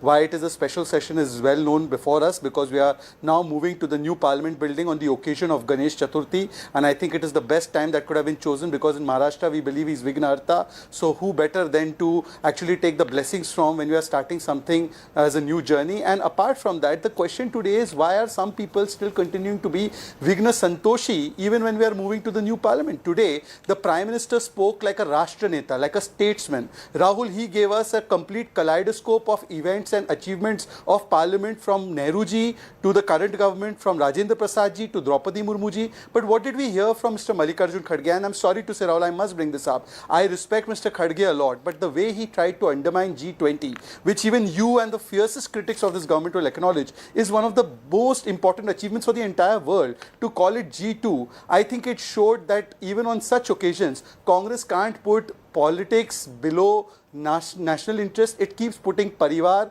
above everything else, whether it's showing Sonia Gandhi as Bharat Mata, or whether it is reducing a day like this. I've just seen a tweet from the Congress which seems to be putting the cart before the horse. They're demanding the women's reservation bill be brought. Now, I want to tell our viewers that before this, we've seen from the Vice President, the President, the RSS Chief comments about the need for reservation for women in legislatures, leading many to believe that maybe this cabinet meeting that's on at this moment is really about increasing reservation for women MPs. And that's why we're seeing now, Shama, the Congress come out and demand that there be the passage of the women's reservation bill in the Lok Sabha. You're basically trying to put the government under pressure on what you think is actually their agenda, so you can claim credit for it later. Is that what's up? Rahul, you said that we want to claim credit for it. See, who got in reservations in Panchayati Raj? Now it's almost 50%. I mean, I always participate whenever there's a corporation election in my state, and I also campaign, so I know exactly there are, if this year it's a woman, the next year that seat goes to a man, another seat where it's a man, it goes to a woman. So it's 50% there, and that's gotten by Rajiv Gandhi. And in 2010, under Prime Minister Manmohan Singh and the leadership of Sonia Gandhi ji, we passed it in the Rajya Sabha. Mrs. Gandhi wanted to pass it in Lok Sabha. We did not have the numbers. Now, the Bharatiya Janata Party, in 2014, in their manifesto, they said that we will pass the women's reservation bill. In 2019 manifesto, they said they will pass the women's reservation bill. So we have said in our CWC resolution yesterday, we want it passed. We really want it passed. We are the ones who started this women's reservation bill. And at that point of time, they were against it. And we really want this passed. And the ball is in their court. They have the numbers in the Lok Sabha. The Rajya Sabha bill is still not lapsed. They have the numbers, and they just could easily pass. The Prime Minister of India keep saying beti bachao beti padhao, to kar do na betiyon ke liye kuch bhi arakshan de do, is what we are saying. The other thing he said is the Prime Minister spoke as a statesman, and he was talking against Mr. Kharge. This statesman has not visited Manipur. Yesterday, an army soldier was abducted from his house and murdered. Do you understand that, Shehzad Poonawalla? Last week, there were 3 of Kuki people were murdered. Before that, 2 Metis, a father was picked up from his home, kidnapped and murdered. Okay. What is going on in Manipur? Okay. And you so tell that the Prime Minister of India speaks like a statesman? We want to know. Okay. And give me a moment. I'm coming back to Shama in a moment. Rajat Sethi, is this a good thing? You know, there is this massive curiosity, suspense over what will happen. From what I'm told by our sources, most of the cabinet ministers didn't really know what the agenda was. They came into Parliament and the agenda was placed before them. Now, if that is correct, you know, building this kind of hype, if it's legislation, let's assume at the end of it, if it's the women's reservation bill, that's been in the bill, that's been in the pipeline for so many decades. Why build so much suspense around it? What's cooking? Is this a good thing? Okay, the cabinet meeting has ended. Just one second, Rajat, before you respond. Cabinet meeting has ended. It went on for an hour and a half. I don't know just at this moment what's been decided, and I don't want to speculate, but we'll come back to that. Till then, Rajat, it's great television. All this suspense, the mystery, the rahasya is great for us, but is this really good governance? Well, over the past 9 years, we've come to realize that there is a sense of suspense which is maintained around important policy measures, and look at the criteria. Some of them have succeeded, some of them haven't succeeded. For example, no, but which decision taken in suspense succeeded according to you? Well, I mean, suspense for the larger audience, but I think there is enough amount of groundwork which goes into each one of them. The results are mixed, but overall, if you see, hard work has been put into each one of them. My understanding is that since this is the Sri Ganesh of a new parliament, we believe that at least something of a big bang has to be there, which can mark a new journey, which is distinctly different from how the parliament was run. Prime Minister Modi would want to leave a solid policy or a governance imprint on the first bill that gets introduced or gets passed from the new parliament. So from that perspective, at least I can, like all of you are guessing there, I can also make my guess that it would be something. It could also be a change in the constitution, officially accepting Bharat as the only name, a civilizational name of the country. That too could be. Okay, I've got more news coming in that there'll be no cabinet briefing today. Usually after a cabinet, sometimes there is a cabinet briefing. This time though, there'll be no cabinet briefing. The suspense makes for fascinating television, Sanjay Jha. Does it make for good governance? Rajat Sethi makes the point there will be some big bang announcement, and it is inevitable and required because there is the Sri Ganesh of a new parliament. Therefore, something dramatic has to happen over there, only then will it become memorable. Sanjay Jha. Time Mr. Modi and Big Bang come together, I think the country has every reason to feel extremely nervous. We have two examples, disastrous examples, by the way, of demonetization. The lingering effects of that devastating pseudo economics is something that India has paid through its nose, and the poor in particular have bled through it. So we know that demonetization disaster was one of these big surprises Mr. Modi pulled on the country. The second was the lockdown, and nobody will ever forget the tragic sight of migrants walking home while the politicians in New Delhi, of course, lived in the comfort of their Lutyens' air-conditioned comfort. The bottom line is this, that I feel, Rahul, that this is an insult of this great democracy. You know, you had Narendra Modi as the Prime Minister of India come and say that whatever has been put out in the public domain in terms of the legislative agenda is not the entire story, right? So the Prime Minister of this country, who represents 303 members in Parliament, 37% of the popular vote, fair enough, that he is keeping a large part of India in the dark in what he believes are historic decisions. I think this mocks democracy and establishes what L.K. Advani famously said about Narendra Modi. He's an event manager, and perhaps he's an exceptional event management Let Shehzad person. Poonawala respond. If these are historic decisions, why keep India in the dark? Why so much suspense? Shehzad.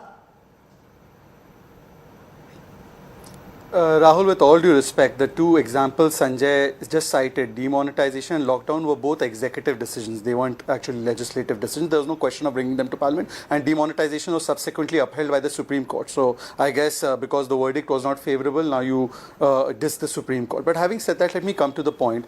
Look, Rahul, anything that follows constitutional and parliamentary procedure as it was envisaged, how is it a defrauding of the democracy? Defrauding of democracy, Rahul, and I'm sorry, today there are no historians on your debate. Usually you have top class historians would tell you that on 24th of June, Indira Gandhi consults the president, imposes emergency and calls for a cabinet meeting at 6 a.m. on 25th of June, and post facto takes a ratification of the cabinet. That's an insult and a mockery of democracy. Now, having said that, let me come to the original point Shama just made. Shama said, by the way, in Rajya Sabha, Shamaji, and I hope you won't interrupt me, we as the BJP supported the bill entirely. That's why it was passed in Rajya Sabha in 2010. By the way, Atal Bihari Vajpayee brought it in 98, 99, 1999 and 2003, you all didn't support. But when it was supposed to go to Lok Sabha, you did not have the courage. You had the numbers. You had a government till 2014.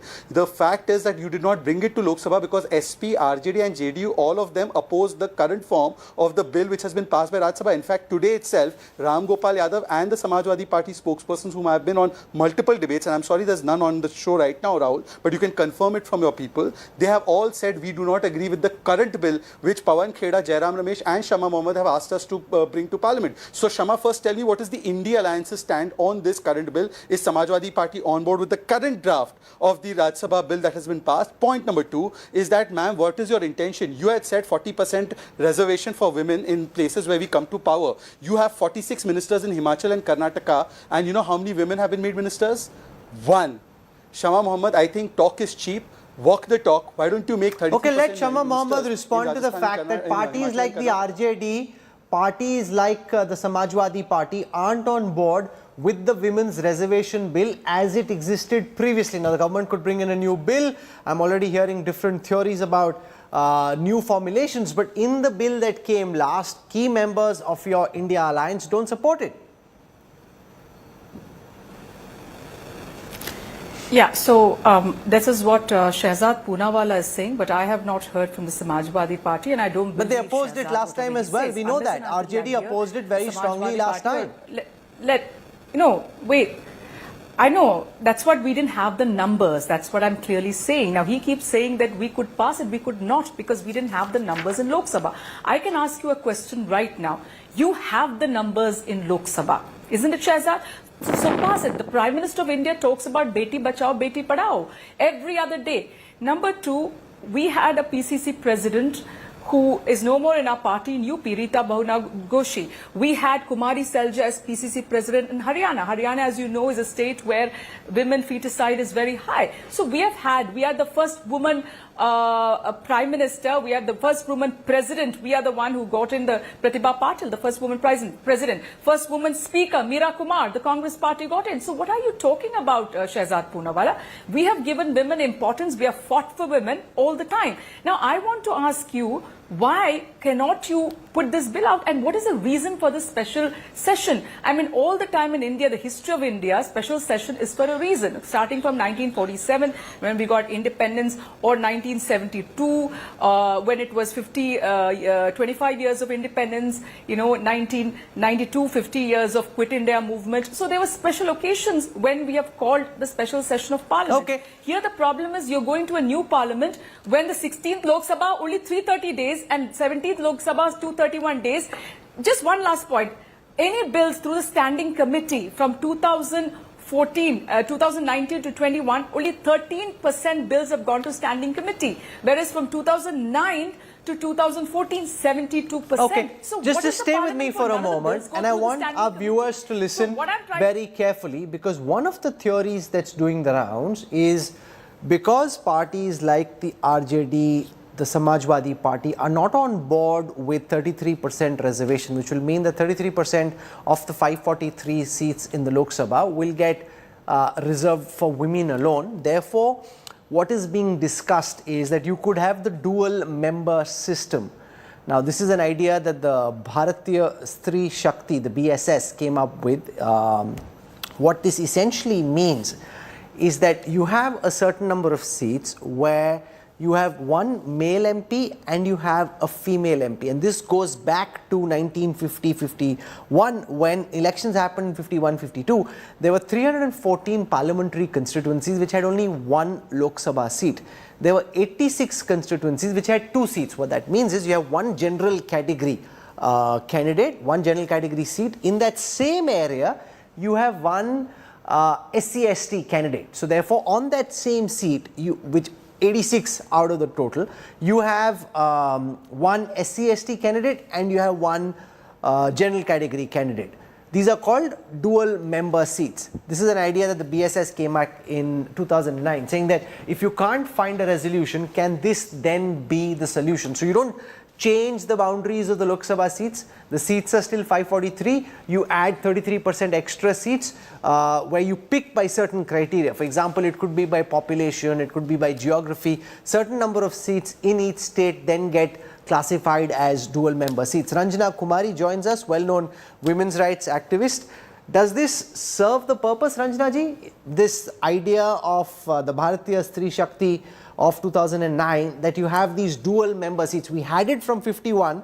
It continued till about 1961 when it was abolished by legislation. Then you had separate SC/ST seats. Till then you had these dual member seats. Does this work for you? Well, Rahul, first of all, this bill, which is at the moment, which was passed by Rajya Sabha in 2010, is a bill which was well considered in the leadership of Geeta Mukherjee. The Parliamentary Committee went around the country. Everybody's opinion was sought. And finally, of course, the bill was drafted and it reserves seats only for 15 years. So it's really not that indefinite period women want that space. It becomes very, very important now for the special session to pass it for two reasons. One, that we have in our declaration in G20 have told the world that India believes in women-led development. Even when China had reservation about this language, because it is not a UN language, there is nothing called women-led development. But we have tried to convince the world that India believes in so can I pause you for a second and say that ideally women's rights activists such as yourself would want 33% of the 543 to be reserved. That met with opposition last time. There are two ways of doing it. So if there is a new formulation that you don't disturb the 543, you create dual member seats where there are two members on 33% of the seats. Does that serve the purpose for you? Well, Rahul, that experiment failed. Why? Because, when it failed because when it came to Dalit seats separately and voting like that, people did not really choose to vote for both. They chose only to vote for the upper caste candidates. And then it did not really serve the purpose of representing those castes. And that is why it had to be changed. If you go into that was 1950, 1960 ka India. This is 2023. Maybe things have changed since. Let me tell you, there are two other very good way of doing it. Now that we have a 780 seat parliament, new parliament building, there was problem of seating, this, that and the other. Now we have an opportunity to have women. Additional seats should be given to women. That's what I will say. No, but that's the same thing. So you get 179 seats added, 179 to the 543. And remember, in Parliament, about 800 MPs can sit. So 179 plus 543, 722. So you just expand the Parliament and it's the kind of formulation that nobody can seem to oppose. Yes, because the fear was why it could not go through. One was, of course, the reason for the OBC quota and the Muslim women. We have agreed. We are saying give it to Dalit women, give it to OBC women, give it to Muslim women, give it to all women, but it should be reserved for women only. So that's the first agreement that was arrived at. That is why it was passed in Rajya Sabha. Number two, that when you have so many seats now, then where is the difficulty? Nobody is going to lose the seat. Most of them. So you're in agreement with this, Sanjay Jha? Could this be the game-changing formulation which creates consensus, makes it difficult for parties like the RJD, the Samajwadi Party to say no? Because you don't redraw parliamentary boundaries. You just have two MP candidates on 179 seats. One is general, so it could be anybody, and the others are just reserved for women. Well, Rahul, I'm not going to speculate on that, but I can tell you what this government ought to do. One is that you got an expanded parliament, and I believe the principal reason behind that is the proposed delimitation that is supposed to happen in 2026.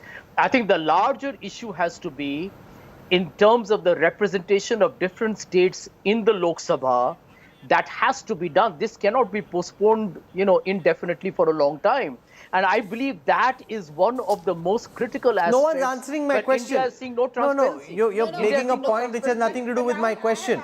I think political party delimitation has nothing to do with women reservation. No. I'm making a different point altogether. No, so Sanjay Jha, why don't you answer my question? Because this logjam around women's reservation has existed for a very long time. If there is dual member system, does that then potentially, in your view, break the logjam by making it very difficult for parties to say no?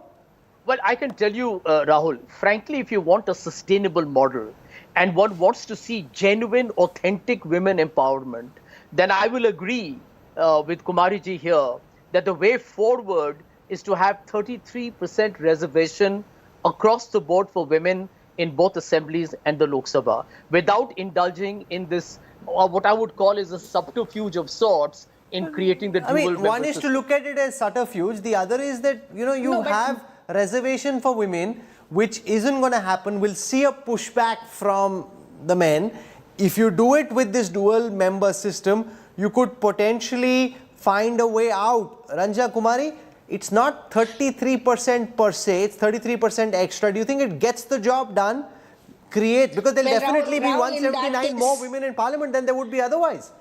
Rahul, in that case, it will be 50-50 because one woman, one man. But the difficulty is that... Not for all. I'm saying the formulation is 33% of the 543, which is 179. Why do you want men to contest those seats? You see, that's when women will become the secondary. They become secondary, players in the game because their constituency, they will represent the same constituency. Who's going to go to them? They will all be going to male member of parliament. So women will remain a kind of subordinated substitute member. So clearly reserve the seat. I think the formulation from various points of view has been worked out.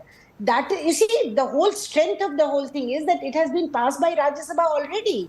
So that means the So you're saying you want full reservation. You don't want this dual reservation because your point is legitimate to some extent that if there are two MPs, they'll just go to the main MP. They'll think this is some side MP and they won't come to them. Shehzad Poonawala, and I must say this very clearly so that nobody thinks that this is gospel. This is one of the theories that is being considered. It doesn't mean that this is the formula which was on the cabinet when they met this evening. So we don't know that, but this is being actively discussed and therefore we're having this discussion. Shehzad Poonawala, could this break the logjam? Rahul, look, it's quite impossible for me to give you my opinion on a purely speculative matter. And as a national spokesperson, I don't want to indulge in something that is not even there. As I always say in Hindi, मैं उस बच्चे का मुंडन नहीं करवा सकता जो अभी तक पैदा नहीं हुआ. But Rahul, let me tell you what is the factual situation as of now. I have pulled out a India Today report. When the bill was passed in Parliament in Rajya Sabha, the Samajwadi Party, RJD and BSP opposed it.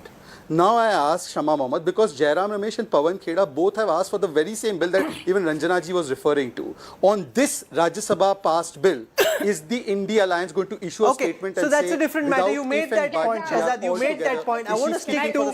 No, one second. I just... Ranjana ji, just 1 second, please. Can I just answer that, Rahul? No, Ranjana ji, just 1 second. Can I go to Shehzad? Can I go to Shama Mohammed and ask her the question that I am asking? Just 1 second, calm down everyone.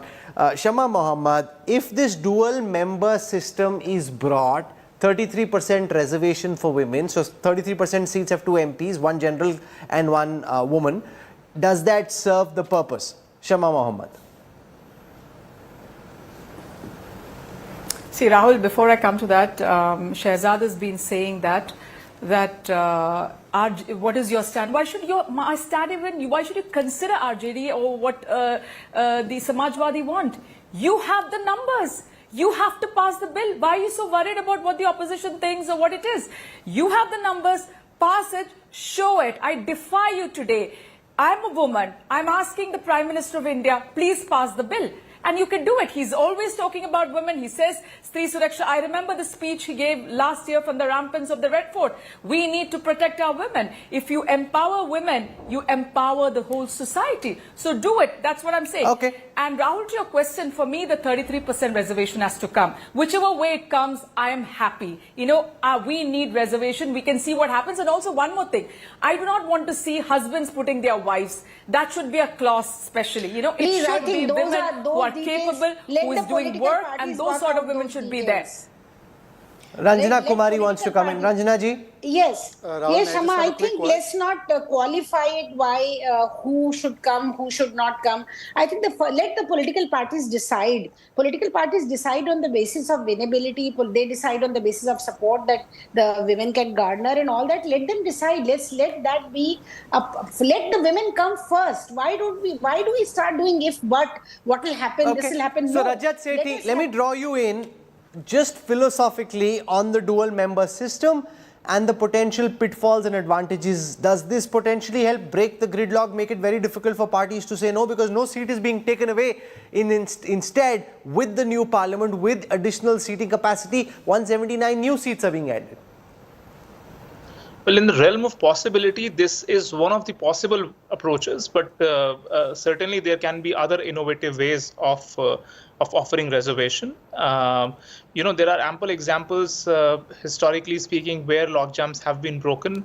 If there are concerns that adequate number of women representatives is hard to find, there can be some kind of a time horizon which is given that if not this Lok Sabha, it will start off at some other point, or it could be limited by the number of years that the women MPs have to be elected.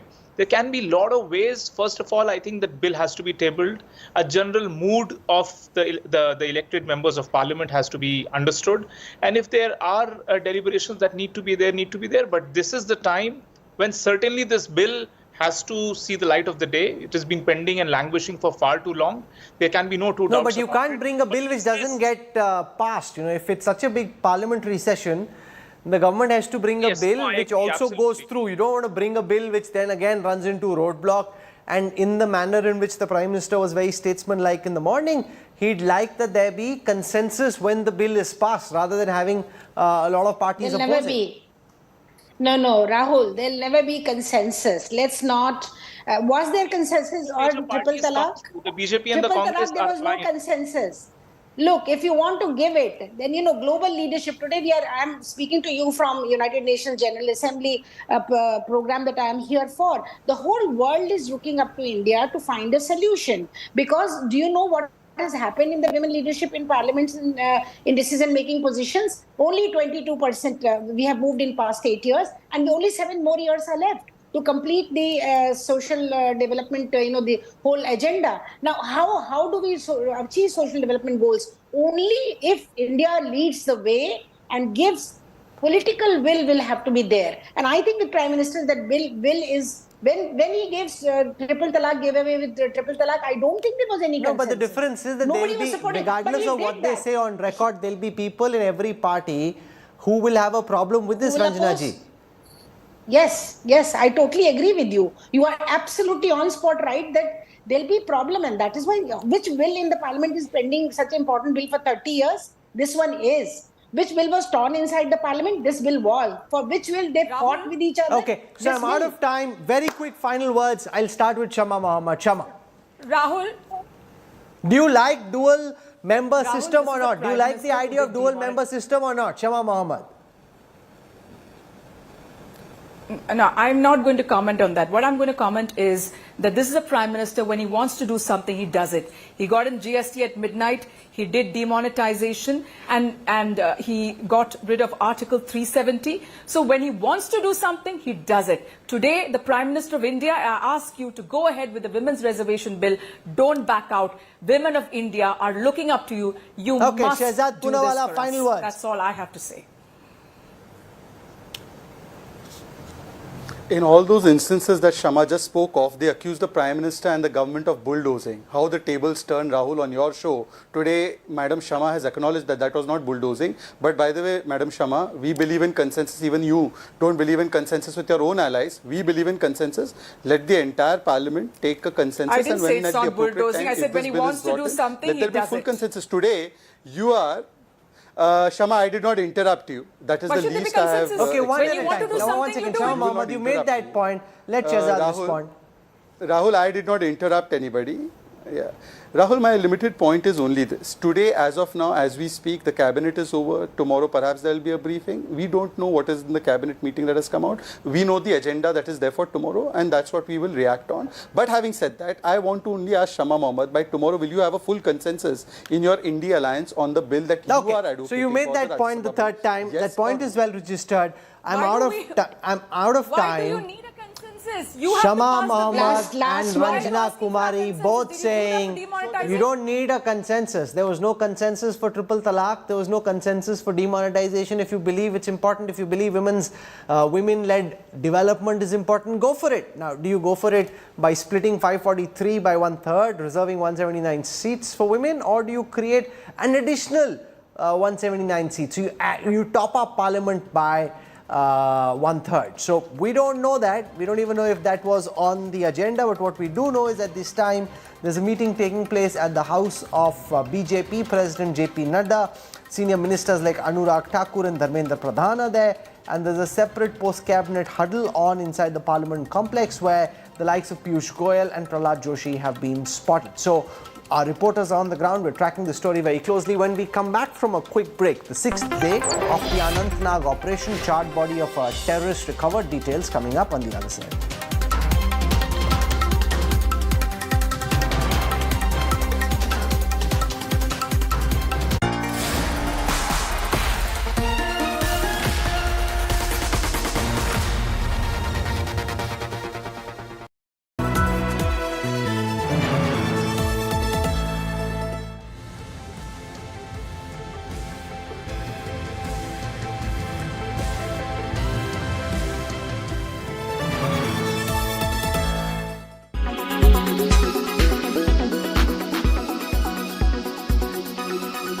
President को लेकर house को disturb करते रहेंगे?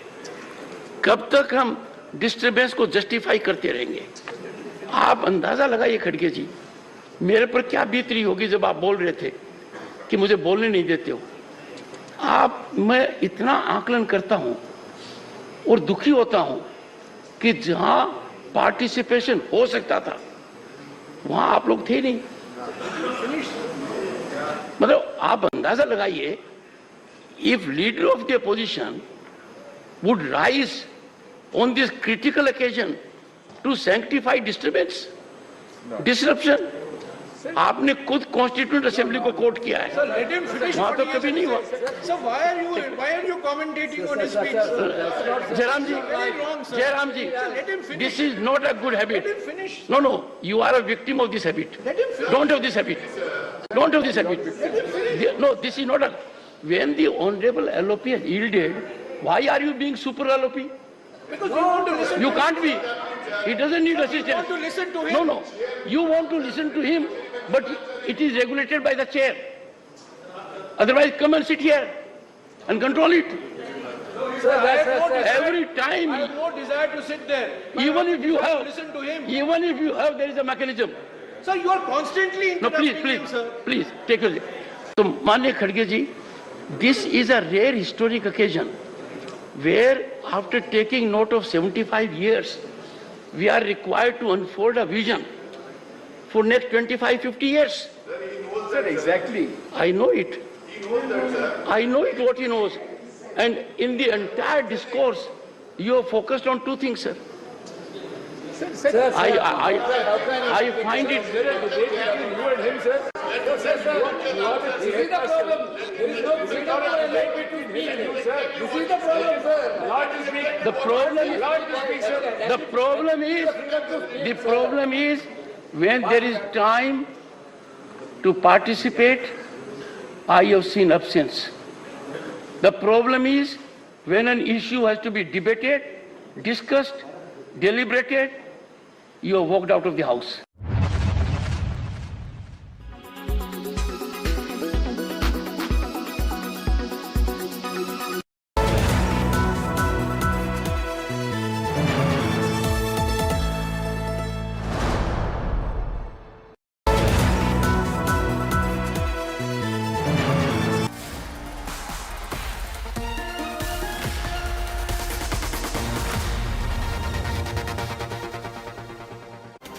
It's day 6 of the Anantnag encounter. Security forces are carrying out a DNA test of a terrorist whose charred body was recovered from the valley on Sunday. Meanwhile, Jammu and Kashmir Lieutenant Governor Manoj Sinha met the family of martyr DSP Humayun Bhatt and expressed his condolences.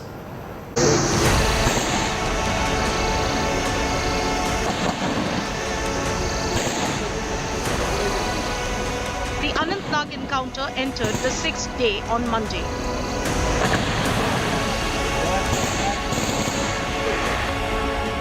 Three terrorists are still believed to be holed up in the forest of Kokarnag. After the charred body of a terrorist was retrieved from a hideout on Sunday, security forces are trying to confirm his identity.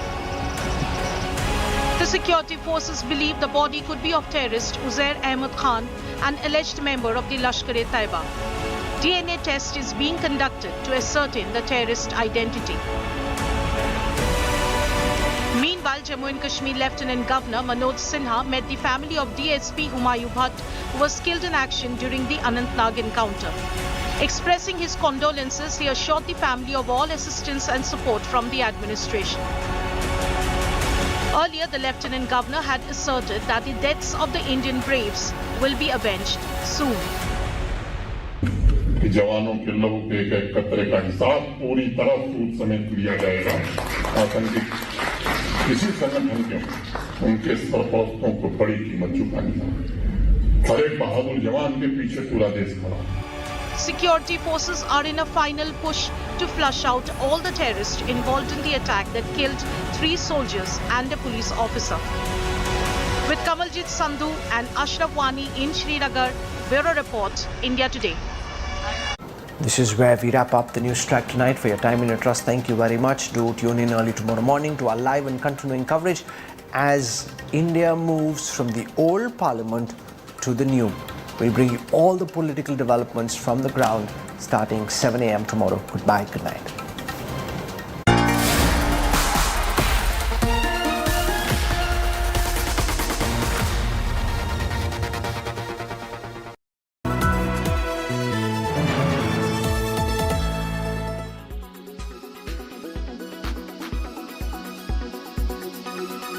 Rajendra बाबू से लेकर doctor कलाम, रामनाथ जी कोविंद और अभी द्रौपदी मुर्मू जी, इन सब के संबोधन का लाभ हमारे सदनों को मिला है, उनका मार्गदर्शन मिला है। आदरणीय अध्यक्ष जी, पंडित नेहरू जी, शास्त्री जी, वहां से लेकर के अटल जी, मनमोहन सिंह जी तक एक बहुत बड़ी श्रृंखला जिसने इस सदन का नेतृत्व किया है और सदन के माध्यम से देश को दिशा दी है, देश को नए रंग रूप में ढालने के लिए उन्होंने परिश्रम किया है, पुरुषार्थ किया है। आज उन सबका गौरवगान करने का भी अवसर है। आदरणीय अध्यक्ष जी, सरदार वल्लभ भाई पटेल, लोहिया जी, चंद्रशेखर जी, आडवाणी जी, न जाने अनगिनत नाम, जिन्होंने हमारे इस सदन को समृद्ध करने में, चर्चाओं को समृद्ध करने के लिए, देश के सामान्य से सामान्य व्यक्ति की आवाज को ताकत देने का काम इस सदन में किया है। Here in our state, our youth are wearing caste band. How shameful! How shameful that a state which talks so much about social justice, which makes so much politics about social justice, but they have been exploiting the people in the name of caste, in promoting social discrimination. Unfortunately, in Tamil Nadu, in our state, this social discrimination is still a major problem. Every day I read in the newspaper, I get the report, I hear the story of our brothers and sisters from scheduled caste are not being allowed access to the temples.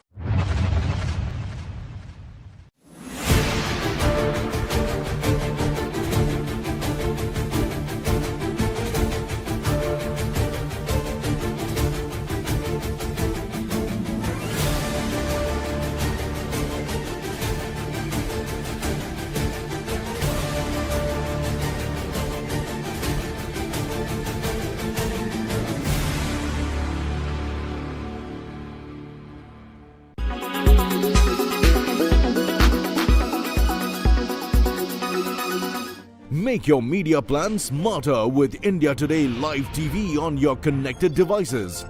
Amplify your brand with 100 million smart internet viewers. To advertise, mail us at sales@aajtak.com.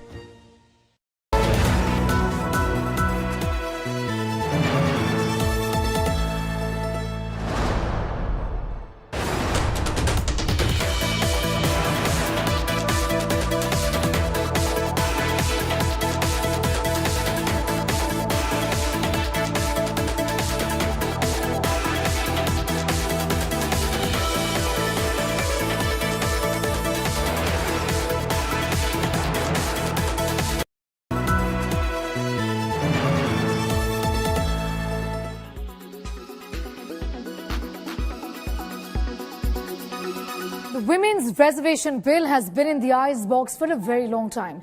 While many have over the decades staunchly supported it, it is also true that each time the bill came up for discussion or for passage, the Indian Parliament had seen high drama and very hostile resistance, at least from some quarters.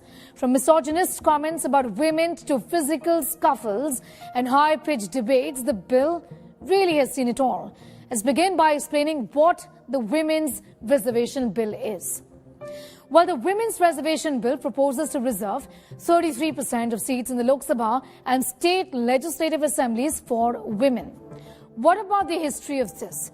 It was in 1971 when the first committee for women was formed, whose primary task really was to look into the matter of women's representation in democratic bodies. However, this committee did not demand a reservation in legislative assemblies, but a reservation in local bodies. As a result, the 73rd and 74th constitutional amendments were passed, and 1/3 of the total seats were reserved for women in panchayats and urban local bodies. The Women's Reservation Bill was first introduced in Parliament in 1996 by the United Front government of H.D. Devagowda.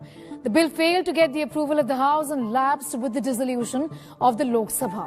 In the year 1998, the Atal Bihari Vajpayee-led government reintroduced the bill in the 12th Lok Sabha. History then repeated itself. The bill failed to get support and lapsed once again. It was reintroduced again in 1999, 2002, 2003 and then 2008. Even though there was support for it within the Congress party, the BJP and the left parties, the bill failed to receive majority votes.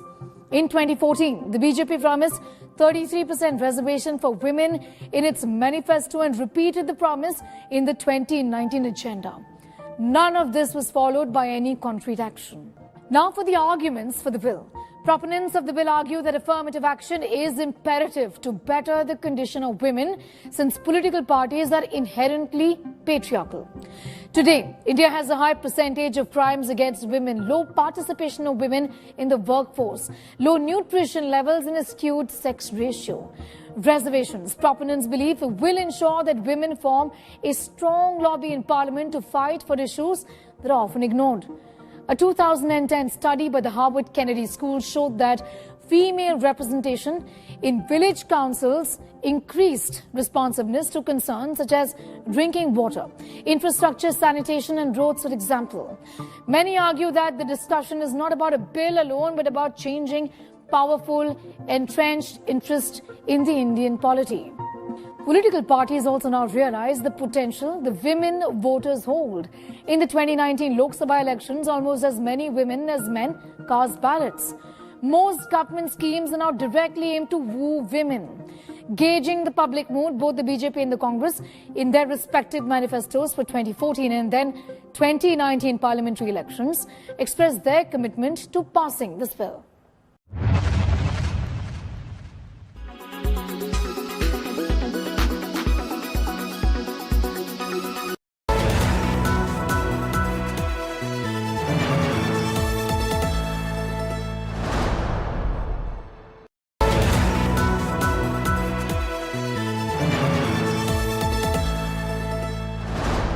Viewers, let's take a look at the weather report across the major cities this evening.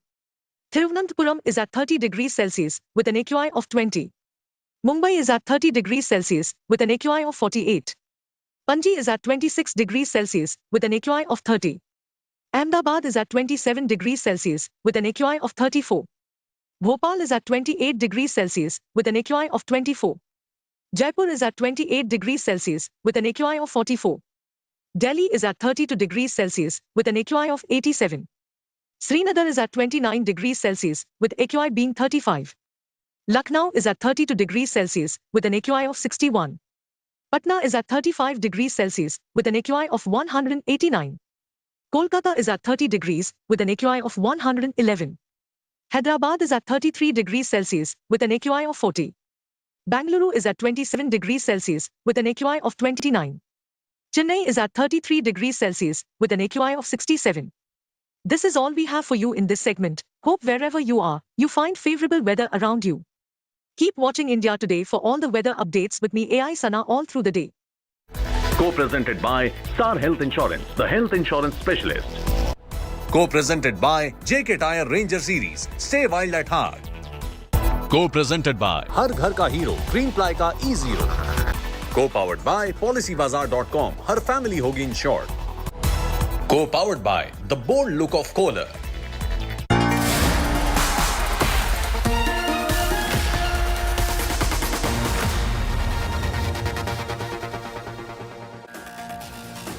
Good evening, hello and welcome. You're with the news today. This is your primetime destination news, newsmakers, talking points. The big talking point is coming from the special session of Parliament that began today amidst a lot of speculation. Is it time to celebrate or introspect as Parliament prepares to move to an all-new building? That's going to be our big talking point. We'll be joined by India's oldest living parliamentarian. Dr. Karan Singh became an MP in 1967. That's right, all those years ago. He'll tell us the best and the worst moments of Parliament. But first, as always, it's time for the 9 headlines at 9. Crucial cabinet meeting concludes. Suspense over special session bills in Parliament still remains. Opposition questions why agenda not revealed. Prime Minister Modi claims historic decisions are going to be taken. After an emotional goodbye to the old Parliament building, special session to shift to a new Sansad tomorrow. Move comes on auspicious Ganesh Chaturthi. Encounter enters its 6th day in Jammu and Kashmir's Anantnag. Security forces carrying out DNA test of a terrorist whose charred body was recovered from the valley on Sunday.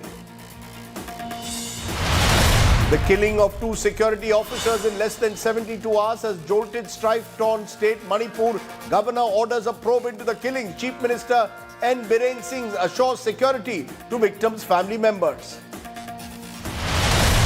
Trouble mounts for the BJP-AIDMK alliance in Tamil Nadu. AIDMK leader Jai Kumar declares there is no tie-up with the Saffron party, blames BJP TN chief Annamalai for the discord.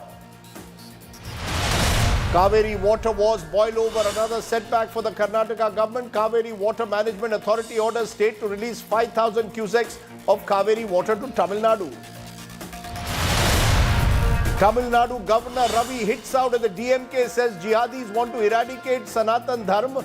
Yoga Guru Ramdev says abusing Hinduism will fail in 2024.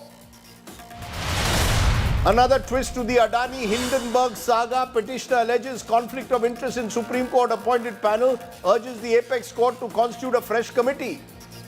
And the Indian squad for the upcoming ODI series ahead of the World Cup against Australia is announced. Rohit Sharma, Virat Kohli rested for the first 2 ODIs.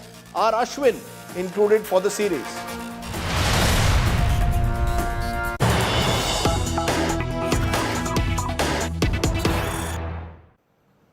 But the big story that we are breaking this Monday night, the cabinet meeting chaired by Prime Minister Modi has ended a short while ago, with the Prime Minister hinting at a historic decision that is set to be taken. Will women's quota become a reality is the big question that's being asked. A lot of speculation over that, but no confirmation amidst conflicting reports over whether women's reservation could be on the agenda. Joining me now, Aishwarya Paliwal joins me live. Aishwarya, a lot of speculation because here starts the special session of Parliament, 6:30 p.m. Prime Minister convenes a cabinet meeting, and earlier he had spoken of historic decisions to be taken, and people thought this could be women's reservation. What are you hearing in terms of what is likely over the next 48 hours? Well, Rajdeep, one thing that I can tell you is that this is one very, very, tightly guarded secret. From what we understand, the cabinet briefing is over. The Prime Minister is now leaving. But yes, senior leaders are now inside the Parliament building. Some of them are having a meeting there. Some senior leaders, in fact, a group of them are also at JP Nadda's house. So definitely, we are seeing meetings galore. Everyone is now keenly looking at tomorrow morning because that's when we will exactly get to know what was discussed in the cabinet.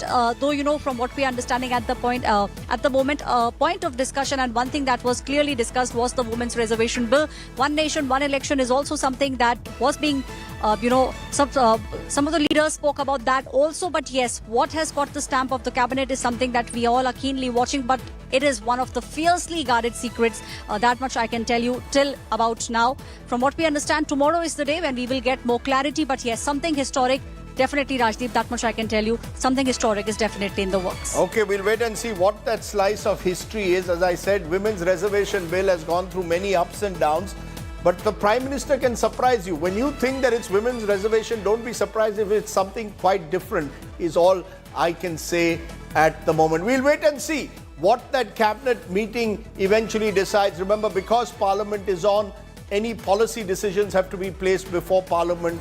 No cabinet briefing has taken place. Now, all of this is coming against the backdrop of the first day of a special session of Parliament that in a way marks the end of an old order and the start of a new. Because tomorrow our parliamentarians will shift from the old Parliament building to the new.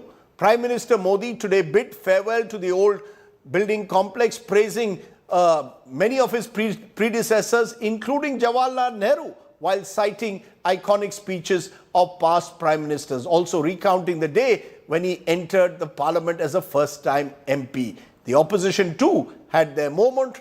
Tomorrow, the focus shifts to the new Parliament building. First, take a look at what happened in the old one last time.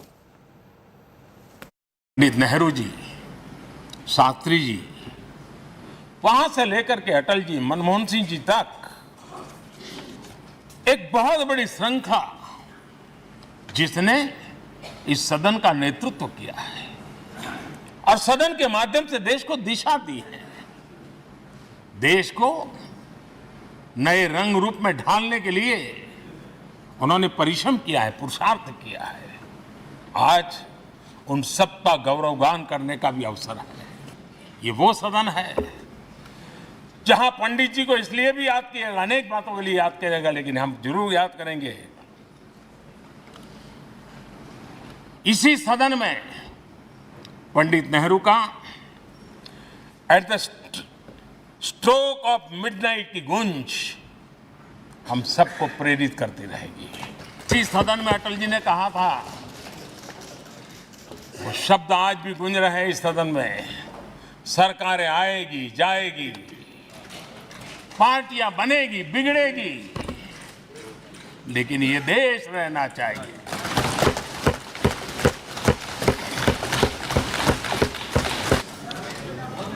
Atal Bihari Vajpayee ji का सरकार भी हमने इसी सदन में देखी। सर्व शिक्षा अभियान देश में आज वो महत्वपूर्ण बन गया है। आदिवासी कार्यालय मंत्रालय अटल जी ने बनाया, नॉर्थ ईस्ट का मंत्रालय अटल जी ने बनाया, न्यूक्लियर टेस्ट भारत के सामर्थ्य का परिचायक बन गया। मैं पहली बार जब संसद का सदस्य बना और पहली बार एक सांसद के रूप में इस भवन में मैंने प्रवेश किया, तो सहज रूप से मैंने इस संसद भवन के डोर पक्ति पर अपना शीश झुका करके इस लोकतंत्र के मंदिर को श्रद्धा भाव से नमन करते हुए मैंने पैर रखा था। वो पल मेरे लिए भावनाओं से भरी हुई थी। भारत के लोकतंत्र की ताकत है, भारत के सामान्य मानवी की लोकतंत्र के प्रति श्रद्धा का प्रतिबिंब है कि रेलवे प्लेटफॉर्म पर गुजारा करने वाला एक गरीब परिवार का बच्चा पार्लियामेंट पहुंच जाता है।